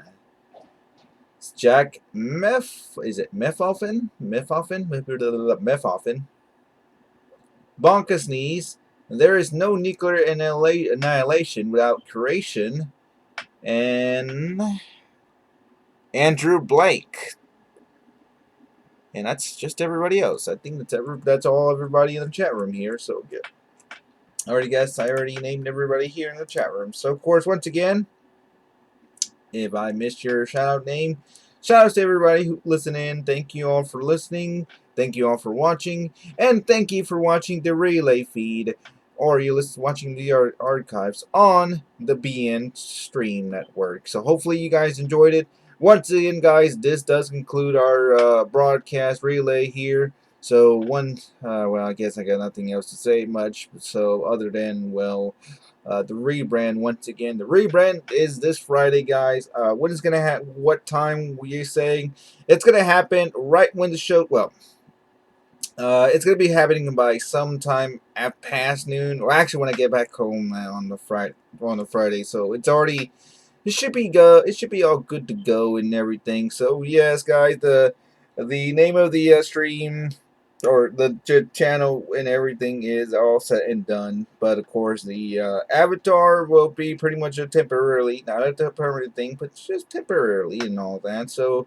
But everything else, like all the videos I had, like very past, will be unlisted, and anything that's True Capitalist Radio related will still be on this channel, and everything else will pretty much will be barred. And it's gonna be it's gonna be historic. I'm telling you, it's gonna be historic. Also, it's going on the Power Metal Squid, kid. Yeah, you missed very good show. Of course, if you missed a show, just pretty much go back right now, and or just wait until the very stream ends, and you're just gonna get the whole entire thing, and you don't have to wait me to do anything else. So, oh yes, you're very welcome, Blackout. Yes, yes, for relating the streams. Yay. Got the name all set? Yes, I do have the name all set, Rick. It's all, like I say, the name is ready to go. I'm just waiting until this Friday. You guys will see. You'll see the big change. You'll see the name will no longer be what it was. It's got to be the past, and now we're gonna move on, man. We're gonna move things forward, but of course things will change, and let's hope that things will pretty much will be more serious. But at the same time, we still have everyone have their First Amendment freedom and everything. But just let's not have any very serious spammers and very highly dangerous trolls in this stream, because we are not gonna have that much here. So we're not gonna create any chaos drama, because in this stream, it's all about pretty much just everybody be everybody, and not really just go, just pretty much fighting and just want to cause attention whoring and all that. No, no, no, not in this channel. Not in this channel. This channel is for everybody, but of course we have rules, and we tend to really, really keep them very, very safe. Okay? All right. I hope everybody gets that. Anyways, all right. It's already about to be 10 o'clock here, so in like less than 10 minutes here. So I'm going to head over to the TCR Discord chat room now, and I'm going to listen to see what's going on in there. Of course, Ghost himself is going to be in there as well, so we're going to join me with Ghost and everybody else. Just make sure to be on the TCR Discord chat room. And if you're not part of it, just once again, go and subscribe to Ghost over at his Gab account. Politics Ghost is his Gab. Make sure to subscribe. Click that subscribe on them, and do send your Discord name to him, private messages, or messaging, of course. And of course, he'll give you the Discord link once I'm used. Click on it, you're instantly in. So hopefully I'll see you guys then. But until then, guys, thank you all for watching, and as always, I guess I'll see you this Wednesday for the next broadcast, which should be the 576 episode. Yes, it's going to be episode number 576 this coming Wednesday. If not, and if you're watching this some other day or into the archives or whatever, then I'll see you on next TCR relay stream right here on the BN. And I'm your relay hoster, BN King, signing up for tonight. Thank you all for listening in and watching. Until then, I'll see you guys on the next stream, guys. So you take care. You have a good day. Have a good night. Bon voyage. Hasta la bye-bye. Hasta mañana. Buenas noches. And we'll see you guys next time. So later on, peace out. See you guys next time. See ya, y'all. Later on. Later.